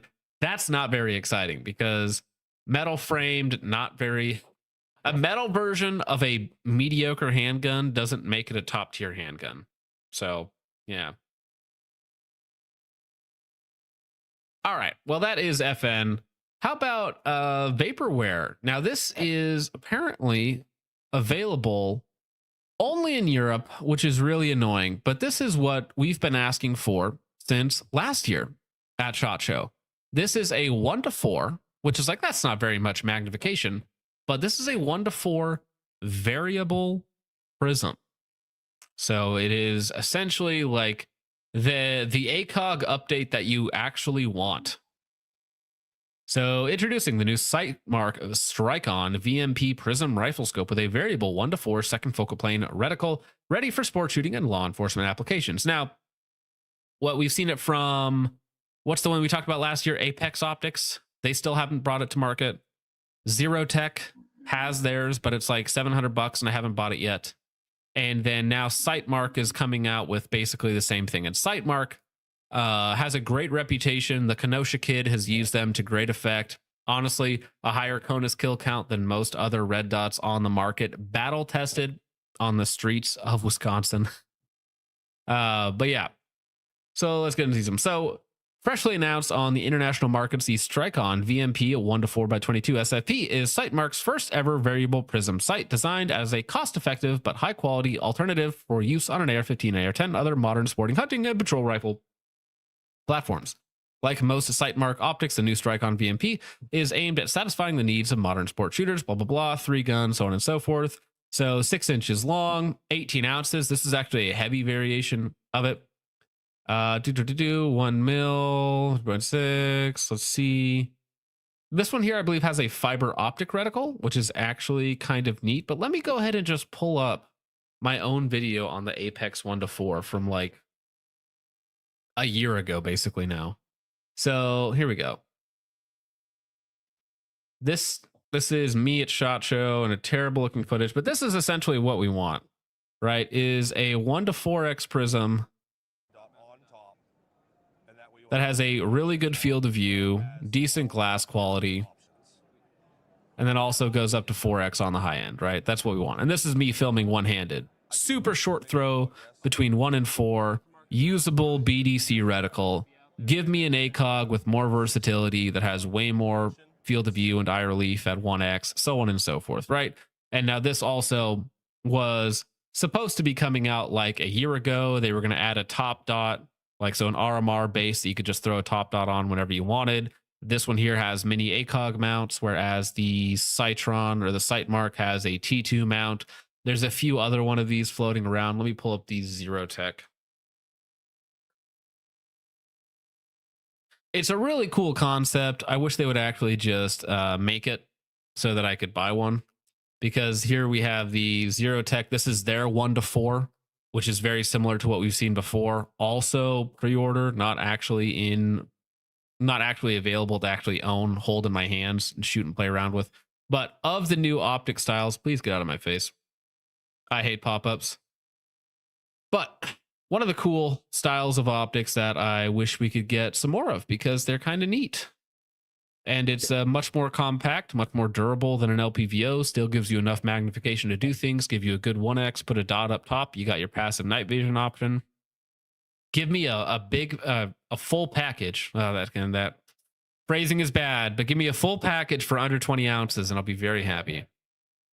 I was very excited to see these come out, to the point where I even reached out to the CEO of Apex and asked him to come on and talk about this, and he was all for it. And then, yeah, they bailed.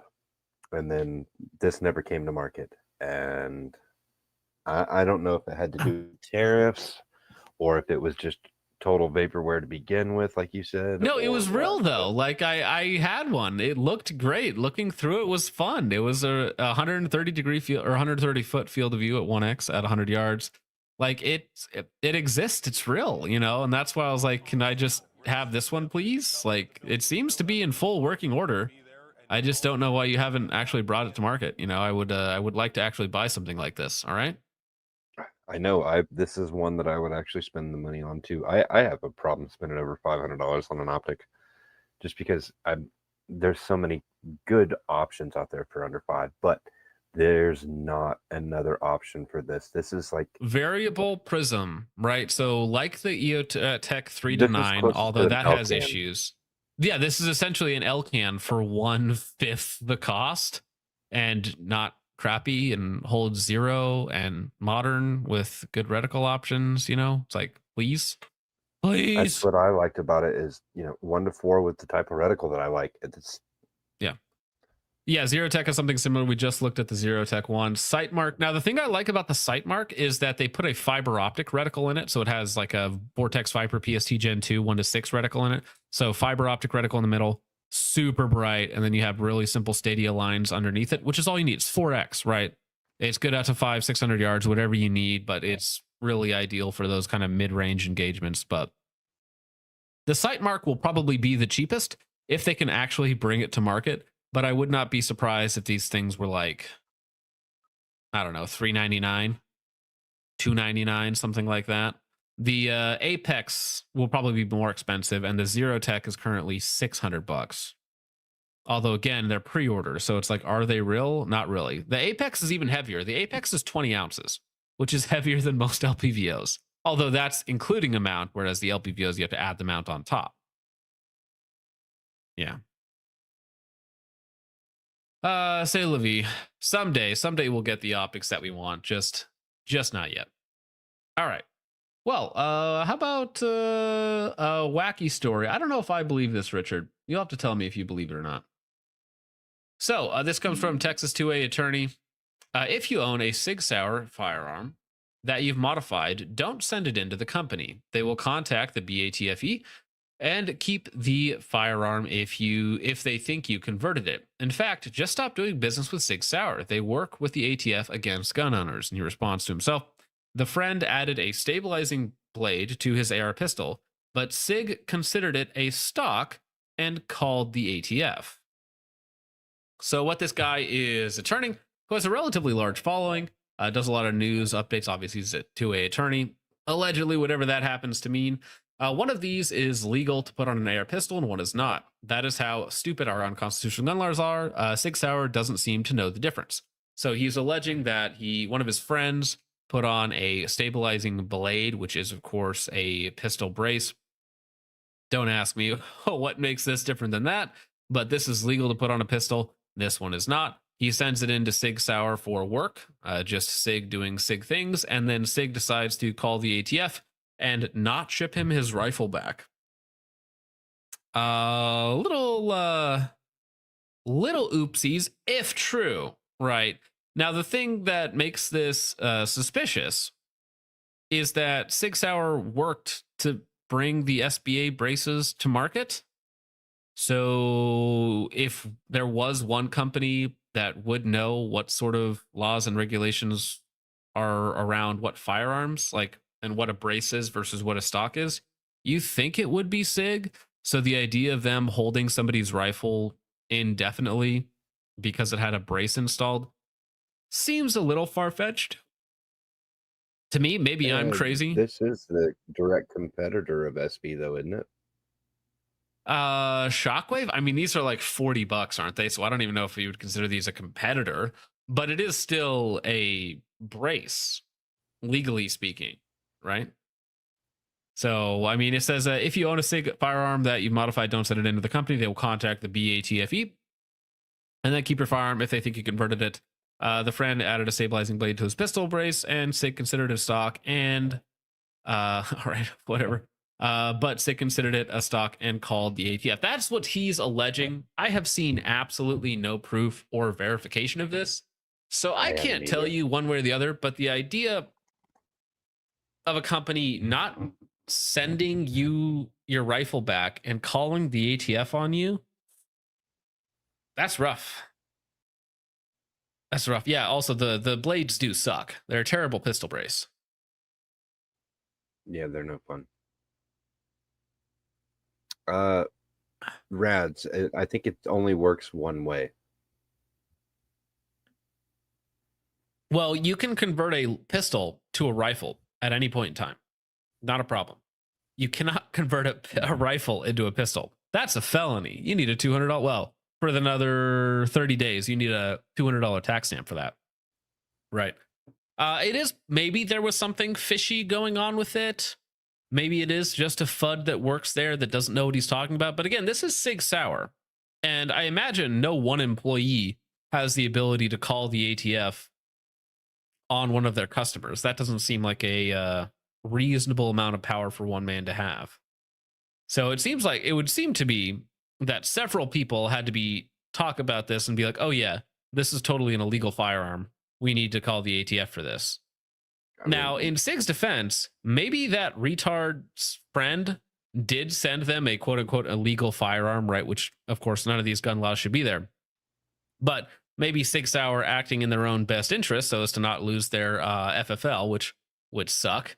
And considering they're a huge manufacturer and they kind of need that to do business, they called an ATF agent and be like, hey, is this firearm this retard sent us, is this an illegal configuration? Because maybe there was something else about it that we're not aware of that might, maybe maybe there was something done to the lower receiver. Who knows, right? So until I see pictures or confirmation or charges of some sort, because if he can't get charged with a crime, then Sig shouldn't just hold his firearm. If the ATF can't go after whoever sent it in, then Sig should just send it back, right? And of course, there's no additional verification of this whatsoever. So the story kind of just blew up on Twitter or X. People really mad at Sig, but in Sig's defense, like, there is no proof or verification of any of this. Yeah, I mean, you don't have to give Sig the benefit of the doubt, but I'm saying that there is an absence of evidence here.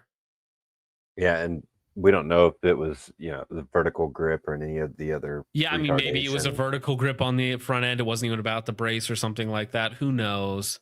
It's all gay and retarded, right? It's all gay and retarded, but I don't know if it is all Sig's fault, or maybe because some people are retarded, and they they send you things that are not gonna. Maybe there was a solvent trap on the end, right? And it was like Sig's like, buddy, that's not. We're not allowed to have this. Like, that's not cool, dude. Who knows? Who knows? Grenade launcher, bayonet. Yeah, take your pick. Take your pick of whatever it might have been. His underbarrel chainsaw attachment. Chainsaws are based, man.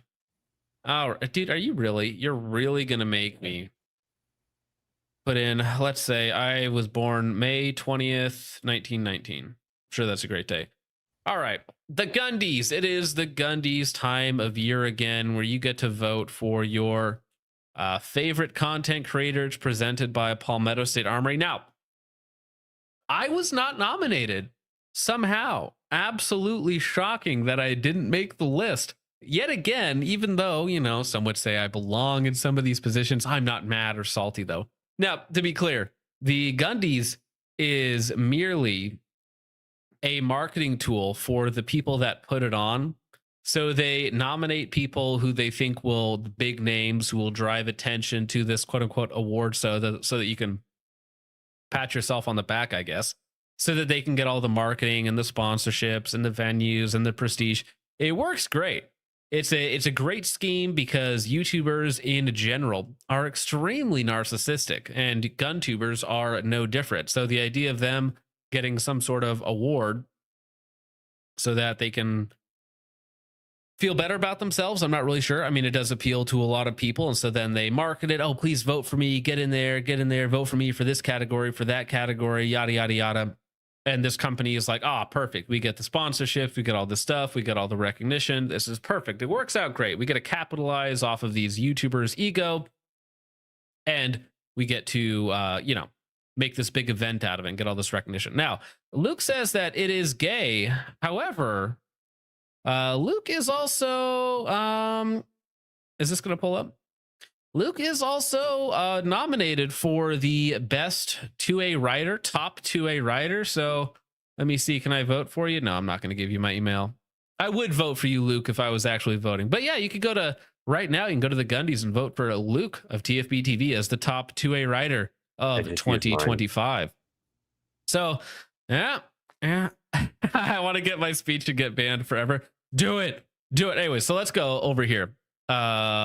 Most entertaining content creator: Charlie Cox, Shoe-In, Despop, good. Administrative results: Trench Grenade. Most entertaining: Trench Grenade. Keep in mind, I'm not on any of the lists. Sponsored by Palmetto State Armory, by the way.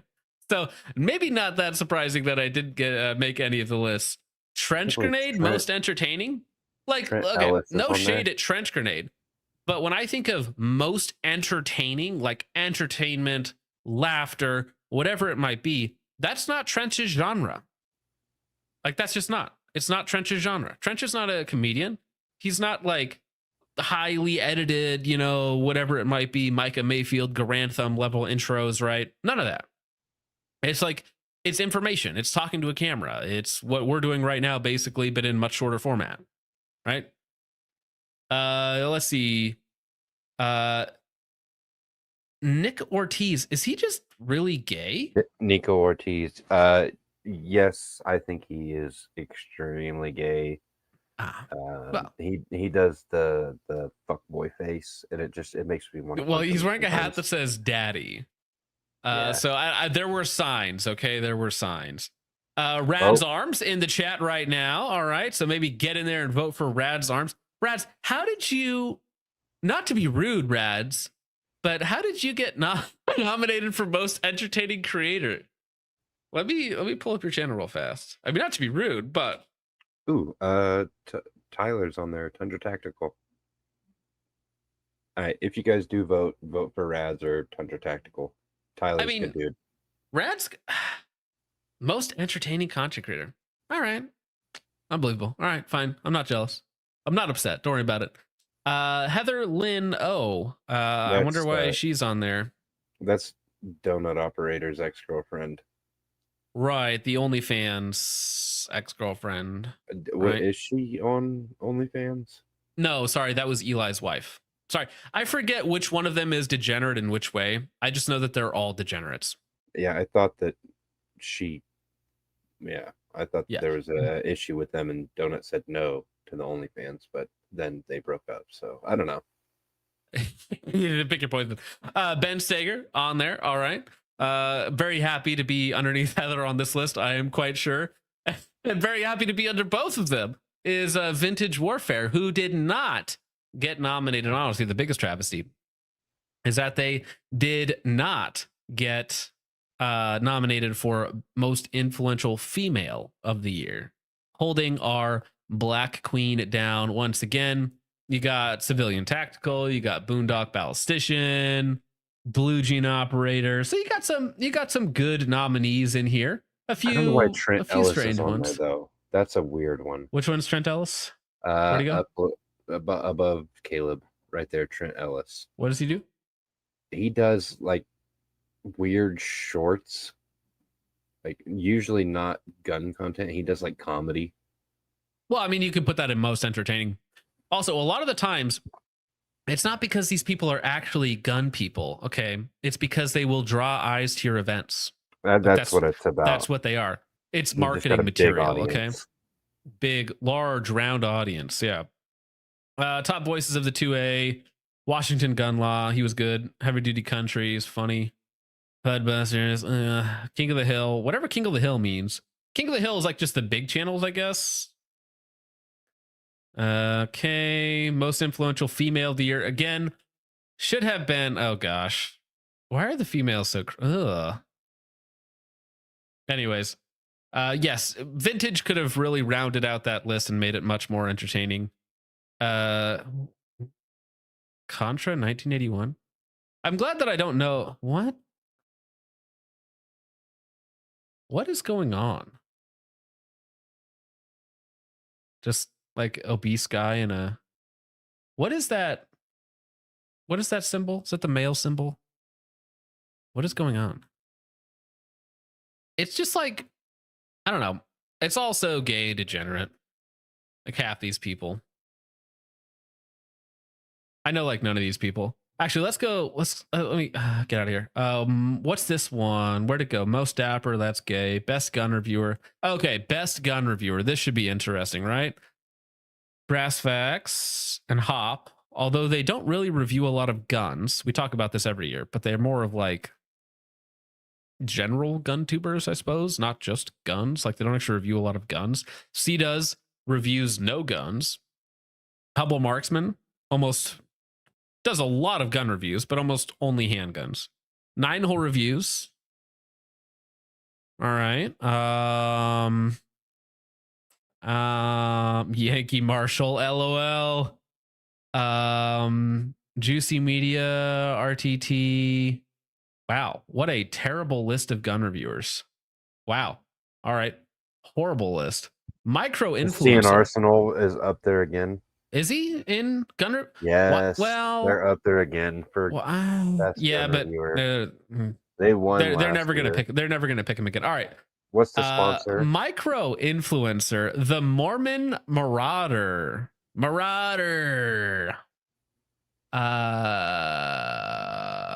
Again, I know basically none of these people, but these are the smaller ones, so I'm glad that they're some of them were small. Poor timing there on my part. I apologize. Okay. Never seen. Good luck, guys. Podcast of the year. Go back up. What was that? Wheelchair shooter. Oh, good for you, bro. Wow. Okay. Now, podcast of the year. How many of these unsubbed, of course, the biggest podcast for sure. Vortex Nation, big. Do you guys Art and War? I've heard good things. Do you know any of these other? The Dana Show. That's Dana Lash, former NRA spokesperson. I think she was before Coleon Noir. Maybe she was after. I don't know. Hard for me to keep track of all the shows. We like shooting. A prepared mindset. Bearing Arms, Cam and Co. I've listened to that once or twice, but nothing. We duh people podcast. Ooh. Okay, mic drop. Ooh. We need to check out We Duh People. I don't want to.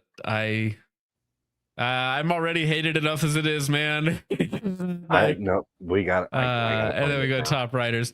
Yeah, okay, so there's a few good podcasts. There's one podcast that's missing, okay, one of the bigger podcasts, actually probably the second or third largest podcast that's missing for some reason.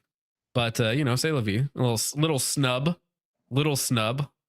whatever. But do I really have to Google We Duh People podcast? I am right now. I'm on it.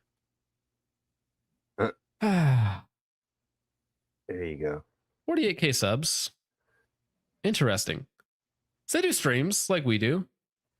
Hour 48, Flux Raider, shorts, normal stuff. Maybe we should have them on at some point. Maybe that would be fun. What did they say about what was the Charlie Kirk one? No, that was for somebody else. That was not these guys. Because whenever you search on YouTube something, it only gives you the top 10 listings. And then after that, it goes, oh, you want similar things? It's like, no, I want the thing that I searched for. You absolute mongoloid retard. Listen, I get that coding is hard. No, yeah. No. YouTube, please. When I search for the thing, just give me the thing that I search for. So there's your yearly Gundies roundup. It's still gay. You should vote for Luke of TFB TV for best writer, and you should vote for Hopper Brassfax for gun reviewer, simply because I think it's funny. And Vintage for most entertaining. Yeah. ER's very funny. Very, very funny. Oh, hey, there he is, Brassfax.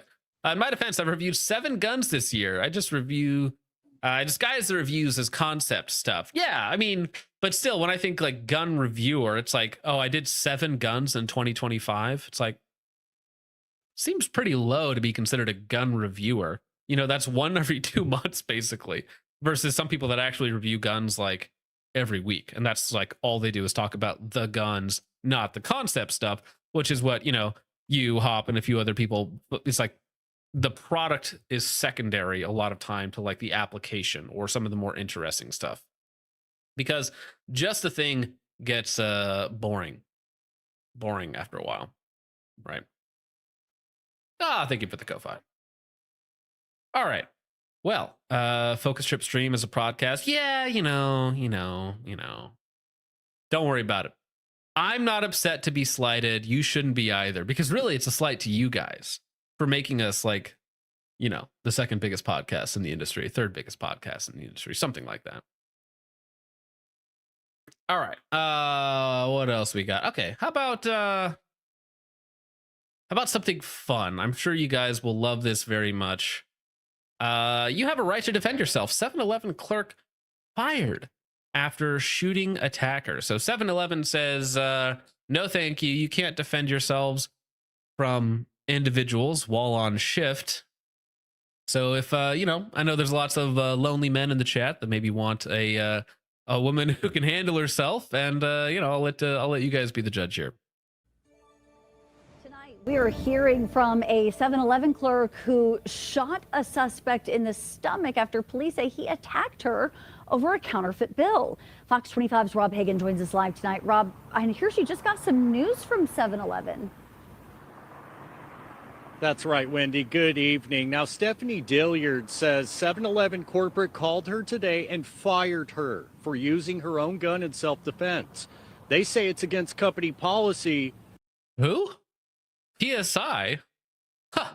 Let me search PSI real fast. Oh, nothing pops up? That's weird. It's almost like it's gone. She says she's lucky to be alive. Based. 25-year-old Stephanie Dilliard was a 7-Eleven clerk who faced terror after she says a man tried to strangle her after she refused a counterfeit $100 bill for burritos. Let me play that back in full. Okay, just so you guys get the full context of this lady got choked out for not accepting a $100 bill.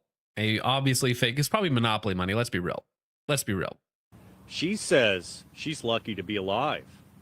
25-year-old Stephanie Dilliard was a 7-Eleven clerk who faced terror after she says a man tried to strangle her after she refused a counterfeit $100 bill for burritos, beef sticks, and ice cream. It happened Thursday, just before midnight. He threatened me, said that he was going to slice my head off, and then that's when I tried to call the police. Realized he started throwing things at me.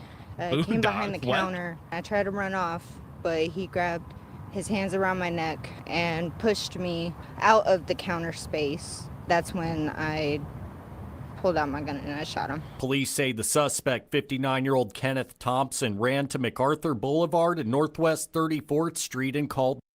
Bro, that is a strong constitution right there. If you're getting gas station burritos, beef sticks, and ice cream, like you are we talked earlier about biological weapons, but you've basically become a biological weapon at that point, bro.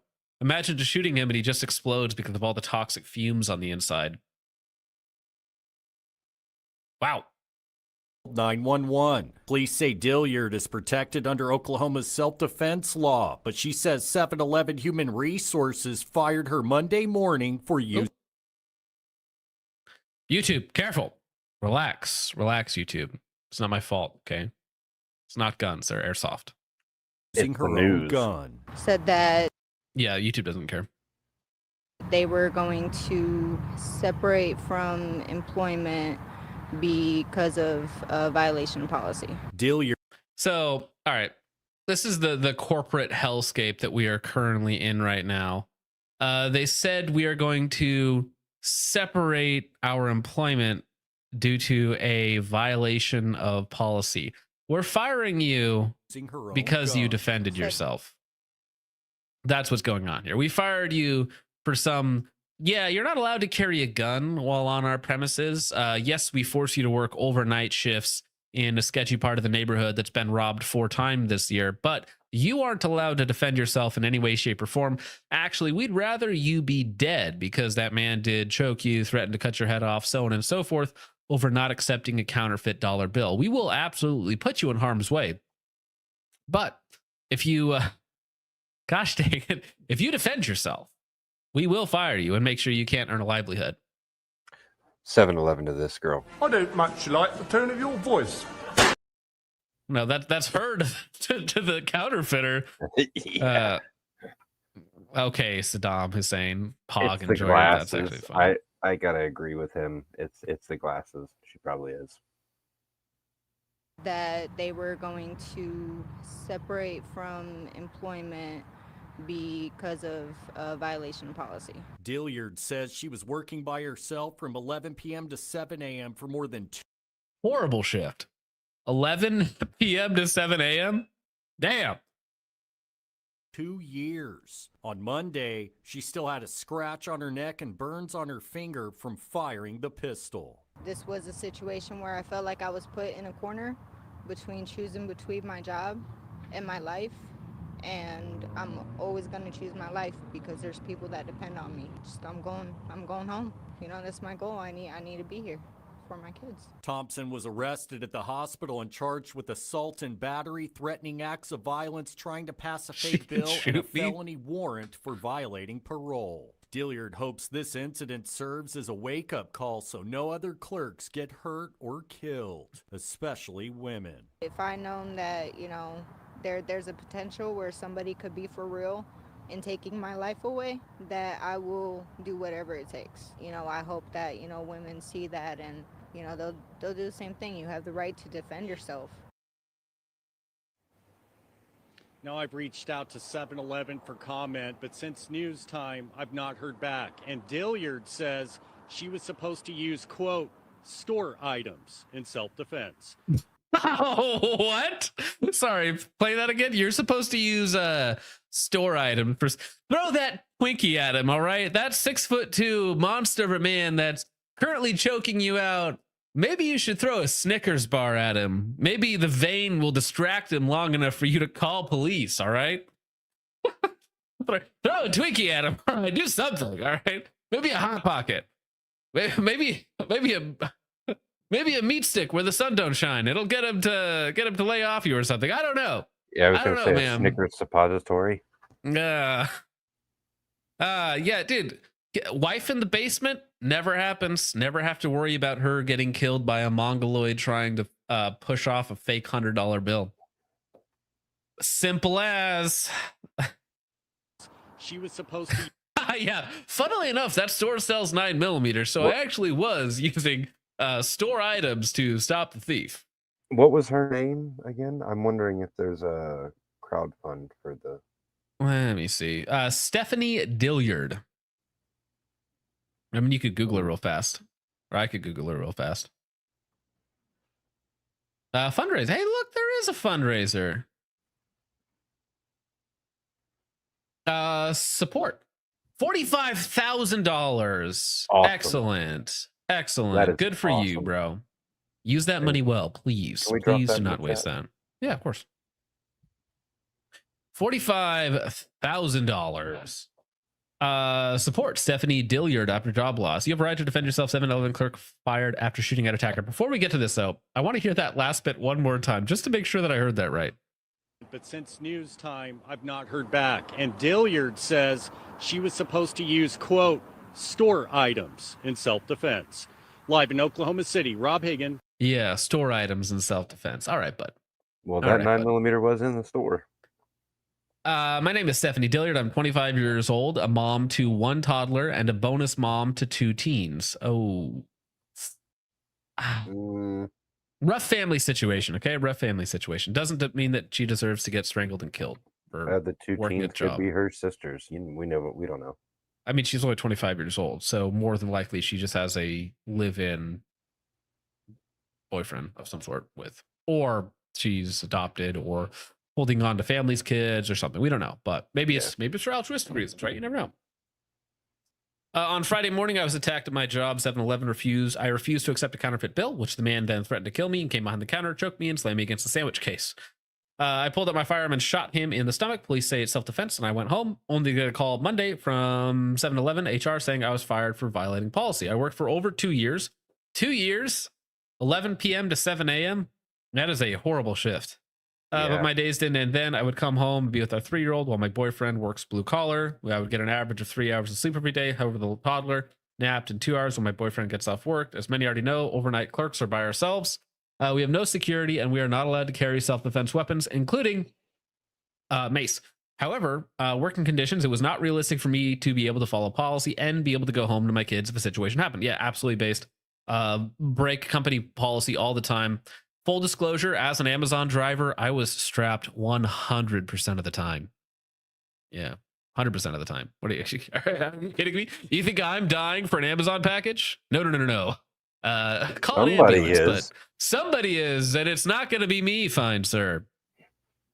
All the Section 8 housing I had to go into, no, I was trapped 100% of the time. Yeah, I was a gas station worker too, and I asked them on my first day. I said, "So what's policy on this?" And they said, "Oh, no, we can't." I said, "Oh, okay, I'm going to, just so you know."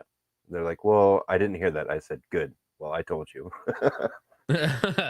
By yourself, no security, allowed to carry self-defense, policy go home. That's why I decided to carry in the first place. I never expected for me to be in the situation, but I did what I had to do to go home to my kids. I was a good employee, committed and determined, but in between a rock and a hard place, I need to make a quick decision, lose my life or lose my job. Always choose to lose your job. If you can, anything helps my family and I while we take time to recover and look for another job. Whole reason I was working overnight in the first place was to save to buy a home and get out of the city. Oh, good. Well, ma'am, $45,000 is a fantastic down payment, and I hope that you give your kids a good home and a good father figure, because that's actually more important than any of that stuff. Yeah, so best of luck. Oklahoma City. Crappy I will place. say this: the boyfriend apparently approved of her carrying and told her to carry in this situation. As he I don't should. approve of the fact that he didn't help her find a different job, but circumstances, hours, whatever else, it is what it is. I understand. 45K is not even half the average down payment these days. I don't think that's right. It depends sure on where there's you're a at. lot of 5 and 10% down. Let me look up average down payment. I mean, you might be right. I don't own a house, so average down payment on a house. It is $30,000. So 45 is well more than that. So yeah. I don't know where you're getting a 90K average down payment. It says in 2025 it is roughly 14.4%, which equates to $30,400. Yeah, and it gives me a map. Oklahoma City is only 27K average down payment. It's very cheap. So this is actually double the average down payment in Oklahoma where she lives. So good on you. Get out of the city, pay off your debts, live well, give your children a good life. Well, yeah, but the average is only 14, and most people aren't buying 425K houses. Now, if you live in California, the average down payment is $70,000. Right? That's why you shouldn't live in California. Yeah. One of the many reasons. I mean, what's funny is Oklahoma is actually more expensive than South Dakota in this regard. South Dakota's at 34K average down payment. What's the lowest? Ohio's 24. What's West Virginia? West Virginia is 22. It is actually the lowest. West Virginia is the lowest at 22K. Yeah, that's one thing I do know is real estate. A little bit about it. West Virginia's really rough areas, and their housing that's just really crappy houses for sure. Although I bet you South Dakota is only expensive because of Rapid City, because Rapid City just has Rapid City might as well be like Washington or Oregon prices for how expensive it is, because it's beautiful over there. So it's all rich people trying to get away from the city. So they're like, oh, let's go here. We'll have our second summer house. It'll be beautiful. And it is, but it just makes everything really exciting or really expensive. Speaking of expensive nonsense, Zastava the Pop is back, or something like that. Zastava, if you guys don't know, they had a little bit of an import issue, and Serbia was like, no more guns to the United States of America. We are no longer allowing you to export. And they were like, well, that's our whole business. Can we please get some to export?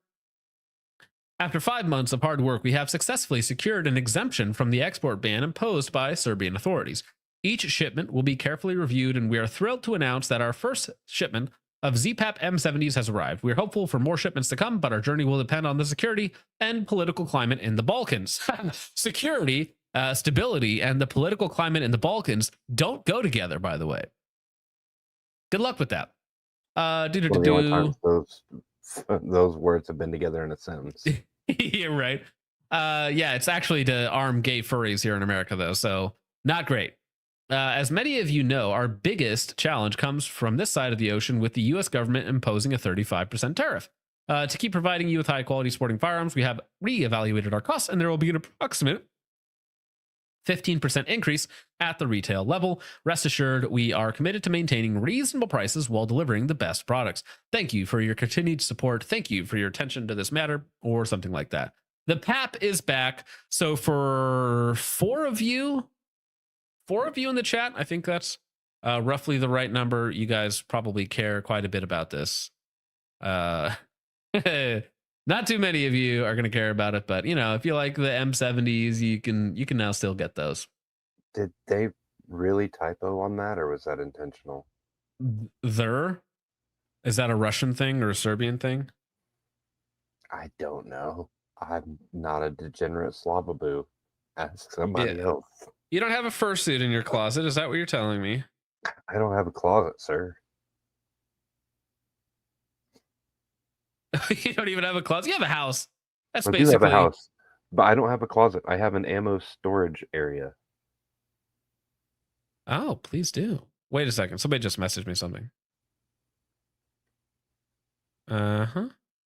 See, this is why.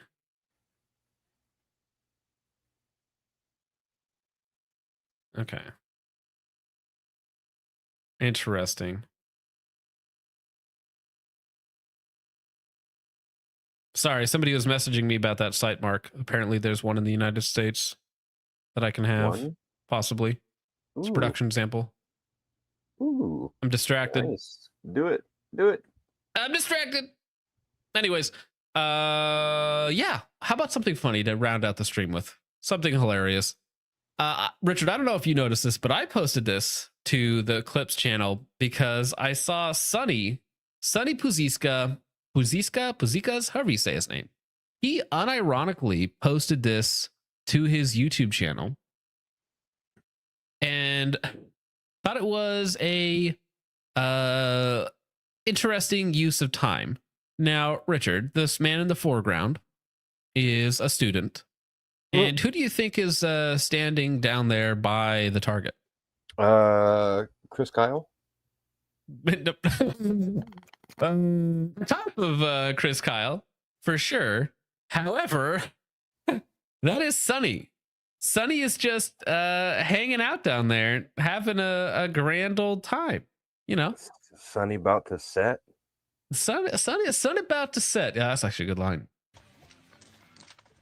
So he's getting walked, getting pushed, and gonna take a couple shots for effect, and then so he says, the shooter is working with soft external interference while moving, finger inside the trigger guard, exerting outward pressure outwards towards the inside of the trigger guard until the decision is made to press.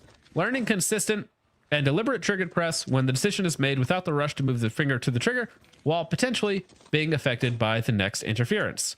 So he gets to walk forward and back while taking shots at Sonny. Safety is off, fingers in the trigger guard, pressing against the outside of the trigger guard so he doesn't accidentally shoot Sonny. But there's no value to this training. Like, there's nothing to it. It's like, can you walk and shoot? Yes, but you can do it without an idiot standing in front of the gun. It's just stupid. You know what, though? I will say this. Go ahead. If one of Sonny's students does shoot him, at least then the score will be even.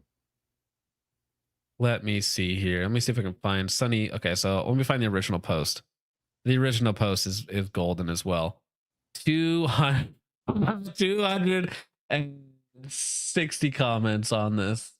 So here's the original post of it. And again, I have to have it muted because otherwise YouTube will not like the fact that it has very copyrighted music in it. So, man, downrange, the internet is wailing. Such a horror. Ask yourself two questions. What I do know about this sequence. What I may not know. Then and only then the third stage is how do I feel about it? Has any weight? Yeah, somebody getting pushed around while walking forward and back shooting at me. Nah, not a conducive environment to learning or getting better at actually shooting.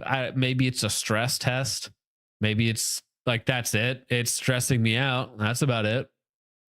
Ben Staker, I'm here for it. Yeah, go for it, dude. Whatever you want to do, bro, let's do it. Charlie likes cocks. Perfect.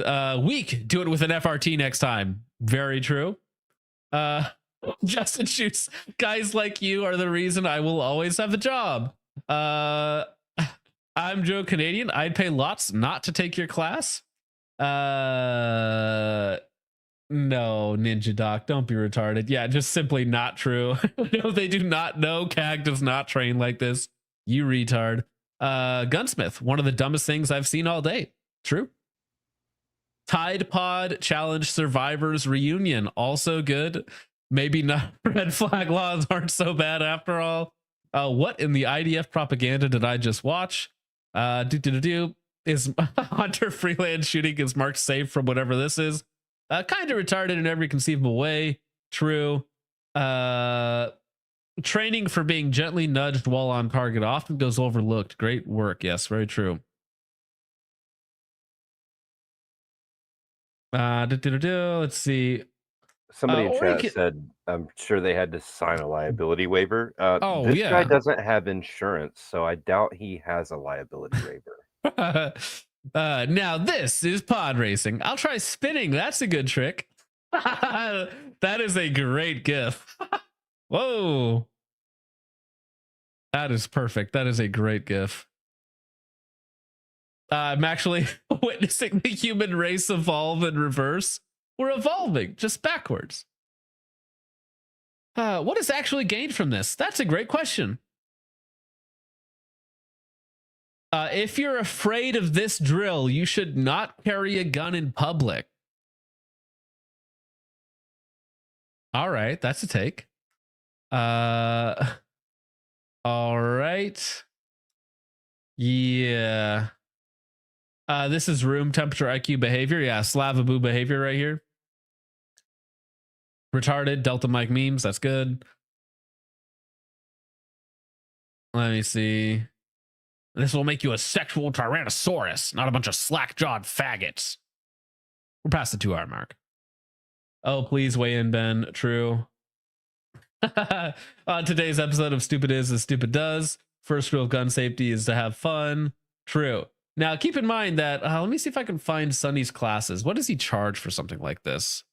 I think it's, if I remember correctly, it's like $1,200. Oh, no. I could be wrong. I think that was what somebody had said. Let me see. $1,200. It's I think it was a 2-day class for $1,200. What? Maybe it's just the way that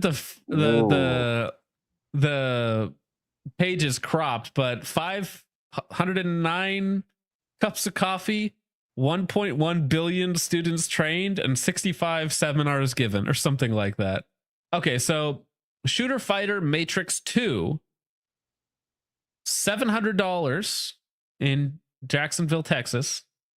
Shooter Fighter Matrix 2.5, $875, Jacksonville, Texas. Forge, that's the 2-day, $875. Forge, The Dark Side of the Kettlebell, February 21st for $425. This is 2 days, but more of a physical class. You want to get physical with Sonny, baby? Fear Inoculum. Everything you want is on the other side of fear. We will take you there. Psychology, mindset, conditioning, combatives, firearms. 4 days, $1,300. I wonder if that's what this is from. A Fear Inoculum. Probably. All right.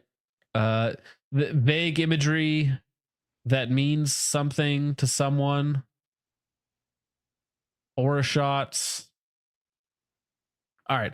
Everything you want is on the other side of fear. When something profoundly destructive hits one's home, it's not the expensive decor and the rare antique furniture compelling all those who see it to gawk in admiration that makes it a life-saving shelter. It's the unseen, under the surface solidity of the foundation and frame, the quality of materials, and the good engineering. That is what determines if the house still stands. Violence can be profoundly destructive. Okay. True mastery of self. This is a lot of like e-boy. This is like, you know, the e-girl that talks about chakras and crystals.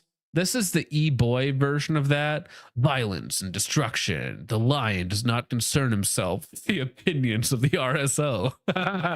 The lion does not concern himself with insurance claims. The lion does not concern himself as to whether or not the shoot house is clear. The lion does not concern himself with the target's foreground. Many such cases. Why did they name it after a Tool album? Because that's the music that Sonny likes. Like if you go to that Instagram post and start playing the music. How was it? Stream is copyrighted now, by the way. But yeah, I mean that's what he likes. That's his vibe. That's his persona, bro. Dying is cringe. The lion does not concern himself with the 180 rule. The lion does not concern himself with trigger discipline. Yes, many such cases. The lion does not concern himself with positive ID. The lion is struggling financially. The lion does not concern himself in that if there's women and children in that theater. Very true. Very true. All right. Well, I think that kind of rounds out the silliness that I have for today. You know? It's quite fun. So let me just check over here real fast. Yeah.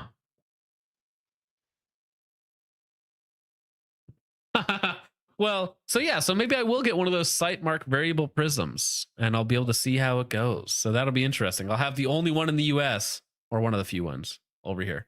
But yeah. Grift and cringe, that shouldn't be possible. All right, gentlemen. Just gonna send it to you to play with for a little bit. Well, we'll see. I don't know. Shouldn't talk about it anymore. Well, wait. The lion is not insured. Yeah, the lion does not concern himself with the low right shots.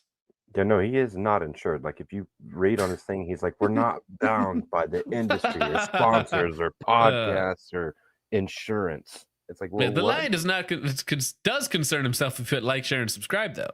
Yes, the lion is not liable. True. All right. Let's get to your guys' support and let's get out of here so you guys can enjoy the rest of your week. Jeez, it's already Monday. 2025 is almost over. It's that slow creeping realization that you're getting older, that sand, that hourglass is slowly slipping away from you and you have so much to do and so little time. And in the end, it probably won't even matter, bro. Anyways, Paul over on Ko-Fi says Gundies equals 2A Goislop. We was kosher foid vet bro consumer shills. The caliber of your content and character are graciously spared from association with it. Never change. Well, thank you very much. I'm glad that you think the quality of this content is too good for the Gundies. Thank you, Paul. It was very kind of you. Lightspore says, get we da people on. Think about all the money you'd get from us asking the breakfast question. Yeah, we could get We Da People podcast on. I'm sure that will go very well. You guys will make a very good example and certainly not get me in trouble in any way, shape, or form. Lightspore again says, Rad's Arms. I'll give you $100 if you win and call Black Rambo and or Colin Noir a Niger. $100. $100 is $100, Rads. I mean, I'll do it for free. Sabardic Psycho Micah for 10 on Ko-Fi says Micah looks like a Pacific Northwest annoying gay faggot yuppie bitch. Stay the hell away from my state. I'm gonna do things to you and get away with it. PSR is also a fago manlet. I hate his whiny short man voice. He's a gay fed. Sabardic Psycho with the takes. With some of the takes of all time. I appreciate that, sir. Okay. And then over here on YouTube, Ton Dog says, I meant to say TikTok search DT Orlando, all SIGs. Like, are we talking SIGs or SIGs? You know what I'm saying? Like, you got to be more specific when talking about SIGs, good sir. Thank you, Todd. Son of Mandalore for 5 says, just picked up a SIGs 226 optics ready model for a really good price. The only good handgun SIG ever made. Yeah, I need to get one. I like it. It's all right. I've got the 9mm and it's also I've got a 22 conversion for it. It's fun. Buy a used Sig 226 somewhere. Yeah, that's what I did. Thank you, Son of Mandalore.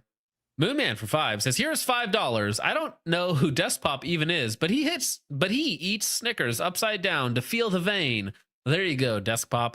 Yeah, I eat Snickers for the texture. Me and you are not the same. Samurai Boy for $10 says, Richard, SS Sydney, I just sent you. Moonman has an advantage on us poor due to checks notes vigorously being vigorously thanked for his service. Yes. Yes, he has the Fed Boy black blank checkbook, which might also be black. You never know. I don't discriminate. Thank you, Samurai Boy. Lightspore for 2 says Deskpop thinks it was 6 mil, not 271K. Whoa, Deskpop. I'm gonna have to show you a calculator later on. All right, we're gonna do some quick maths. Arithmetic not your strong suit, huh? Oh, that's very pleasant. Of all the Sydney Sweeney images I've seen in my life, that is quite nice, wholesome, what you could say. Moonman for 5 says, why would you even make an AR-18 and then make it look like a BRN 180? Where's the Armalite 70s drip? Horrific, modern, gray, slurry aesthetic. Yeah, you want it to look more like an AR, but not like an AR, because otherwise it won't look like an AR, so you can't sell it as not an AR. I want the Beretta version. The NARP? The Praetorian? No. Beretta made an AR-18 that was basically a stamped version back in the day. Yeah. They're it's in that video to get. I can imagine so. He's from Texas for 2. Says, boo, Gen 2 Scar. I wanted a new Gen FAL. All right. When we retake Rhodesia, we'll get a Gen 2 Scar. How about that? Who's with me? I mean, Zimbabwe's already fallen. Let's be real. It's a fake country. If not they real. could bring back we can bring back FAL. Rhodesia. We can bring back the FAL. Don't worry about it. That would be great. And then do it in 6.5 Creedmoor. Oh, of course. New bat just to piss people off because they would be so upset if we did that. Yes, they would. Noob Actual for 5 says, hot take. It's fine to acknowledge that groceries are expensive, but not growing any of your own food or fishing to get more protein is also wrong. That's a really good point. People like to talk about preparedness and stockpiles and stuff like that. And it's like, do you own a garden? No. Well, of course not. Of course not. Why would I? Actually prepare for be self-sufficient? What are you talking about? I have stockpiles for that, good sir. I didn't get to go spend time with family this weekend because I got snowed in, but I did go over to my neighbor's and help him process roughly about 180 pounds of venison, and about 70 of it got turned into smoked summer sausages and stuff. So we've got plenty of venison for next couple of days. Moonman not happy with Richard. We want high powers, FALs, and no effing Richard. Listen, $1,000 and I kick him off for a whole week with no pay because Richard gets paid to come on the show. Totally, 100%. Yep. Thank you for that, Noob Actual. Subartic Psycho for 2 says, dump the Scar and remake the F2000. Hey, you never know. Could happen. It could happen. Thank you, Subartic. I doubt it, though. I really doubt it. They tried that. They tried to make the bullpup work. They tried for like 10 years. Nobody picked it up. And so then they banned it. Todd Dogs for 2 says, the fall of cities to Siggers will hasten SHTF. That was also on our bingo card from the beginning of the show, remember? If you talk about how, minorities or immigrants are ruining certain places, well, right-wing extremism right there, bro. You just did an RWX. Moonman for 5 says, this super chat is roughly 1/3 the value of a sorry, Mark, anything. Stop being poor by literally anything else, you proles. No. Let me know when your Trigicon RMR HD has a 3-piece body count, okay, in the US. You just let me know. Anytime that happens, all right? See if it's worth it. Sightmark has more bodies per dollar than any optics manufacturer right now. How about that? Everything about that? Bodies per dollar. Lightsport for 2 says that Sightmark is going to be 200K rubles in Tarkov. Yeah, it'll be very expensive because of the high quality something or other. Thank you, Lightsport. Saddam Hussein, Pog Enjoyer for 5 says IRA just dropped a vid declaring combat operations against against Tricorse government and immigrants they let in. It's about to get lit. Actually, let me pull that up real fast. That's a good point. That might make for a good little clip too. I think Mr. Guns and Gear has the full clip. Let me pull him up because Mr. Guns and Gear literally has everything. It's like, oh, is there any interesting news article or anything? Oh yeah, it's already on his Instagram. Yeah, he does pretty good about that. He's instantaneous. I don't know how he does it. I think he has a team, or he's like a robot. You're a legitimate target as of right now, huh? Good luck out there. Art Vandalay for 2 says SIG must be in the middle of an ATF RFP request for something else. Thank you, Vandalay. Moonman from 5. So the evidence is that I don't like SIG or the ATF, so they are guilty and have to prove otherwise. And then I'll just move the goalpost. Dude, average conversation in the Discord. Thank you, Moonman. Lightsport for 2 says, please let Trench win. This would be so funny. Actually, yeah. Everybody just vote for Trench for most entertaining content creator simply because it's the most funny. That would be the most entertaining. Make him do an acceptance speech. Oh, like he would his intro in a video. Oh, man. I am the most entertaining gun content creator that your mom says we have at home. Welcome to the video, guys. Go ahead and hit that like button, share, and subscribe, and help me through the YouTube algorithm. Today, we're talking about why I love the SIG P320, even though I said I hated it yesterday. Moonman for 2 says, where is Double Out Sean, or whatever Vintage's op is named? Yeah, dude, he needs to be on there, dude. Easily one of the most entertaining creators out there. Easily one of the most entertaining people of all time. Let's be real. Thank you, Moonman. Heathen from Texas for 2 says, I want Focus and Risky up there. He will handle the JQ, and I will handle the You're BQ. The numbers man. I'm the numbers man. I'm just going to be up there with the calculator, okay? Moonman for 2 says, podcasts are just friendship simulators. That's right. I am the what's the purveyor of the there's a word for it, for parasocial relationships. Yes, I'm a purveyor of parasocial relationships between me and my audience, and I cultivate you and farm you for engagement. Yeah, I think that's how that works. Thank you, Moonman. But I'm base, not like the other ones. Saddam for 2 says, any blacks in chat? I need some plants picked. All right. Hey, apparently Saddam's doing some agricultural work, probably some poppy fields, if you guys are interested.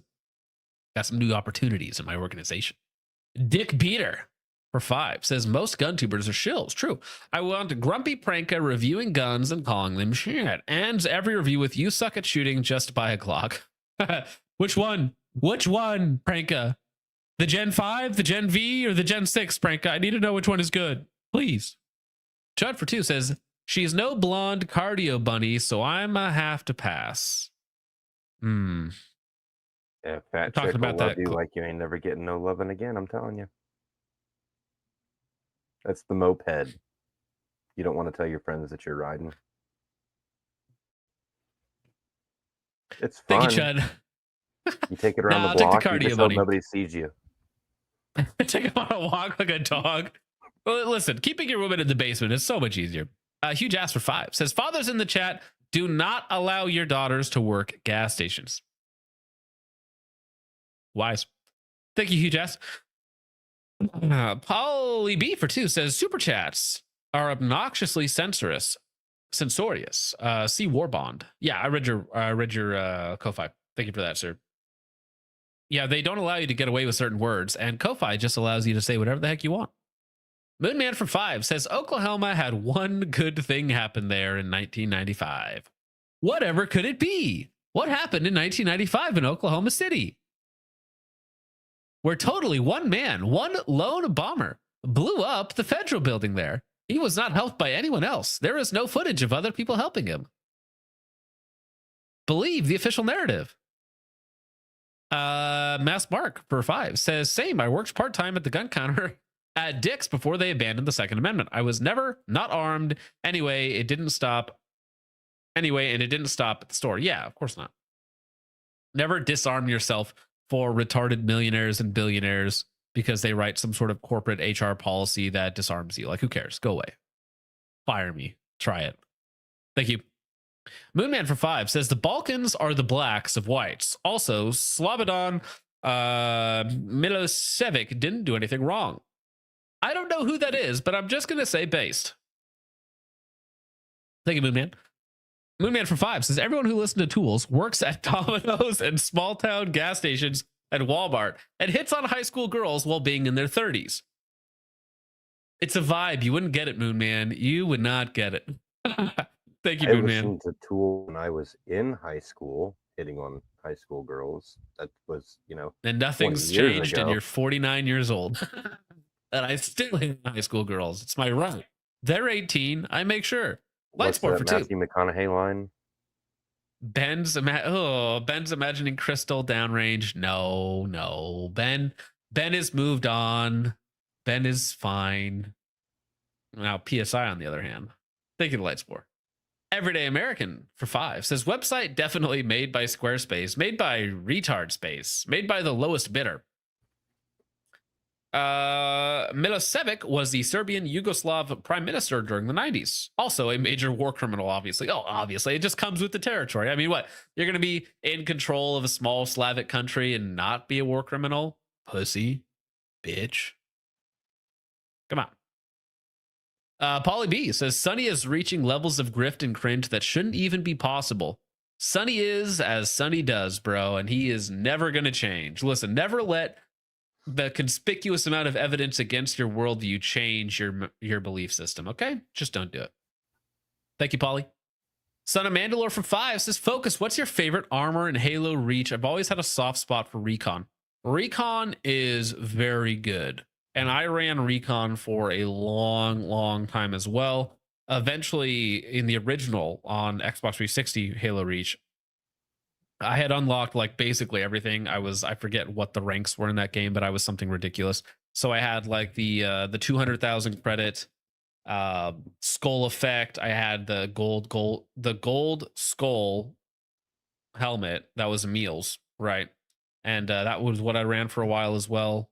I had the lightning effects and all the other fun stuff. So I had basically everything, but I did run Recon quite a bit. Thank you, son of Mandalore. Lightsport for 2 says, come out, ye black and tan. Yeah. Lots of blacks and tans coming out of Ireland, or going in, unfortunately. Moonman for 5 says, cool video, very trad threat video, respect. Now do the thing, make headlines, make spicy parked cars great again. Well, I mean, if you wanna get change done, then usually it takes violent acts. Unfortunately, it takes great displays of power, vulgar displays of power, some might say, while we're referencing old albums, which is very unfortunate. It's very sad that is what the state of Ireland has come to, the state of the UK and many other Western nations, that they feel so powerless that their representatives despise them to the point where they're willing to essentially replace them with new voting blocks, destroy their way of life, destroy their history, destroy their culture. And something should be done to stop it. What do you think went wrong in Ireland the last time? They be more let specific. up too early? Oh, yeah. Never should have stopped. Kept it going. Yeah, I mean, but maybe we live in a future where Ireland and Scotland and England are all independent countries, and there's no such thing as a UK.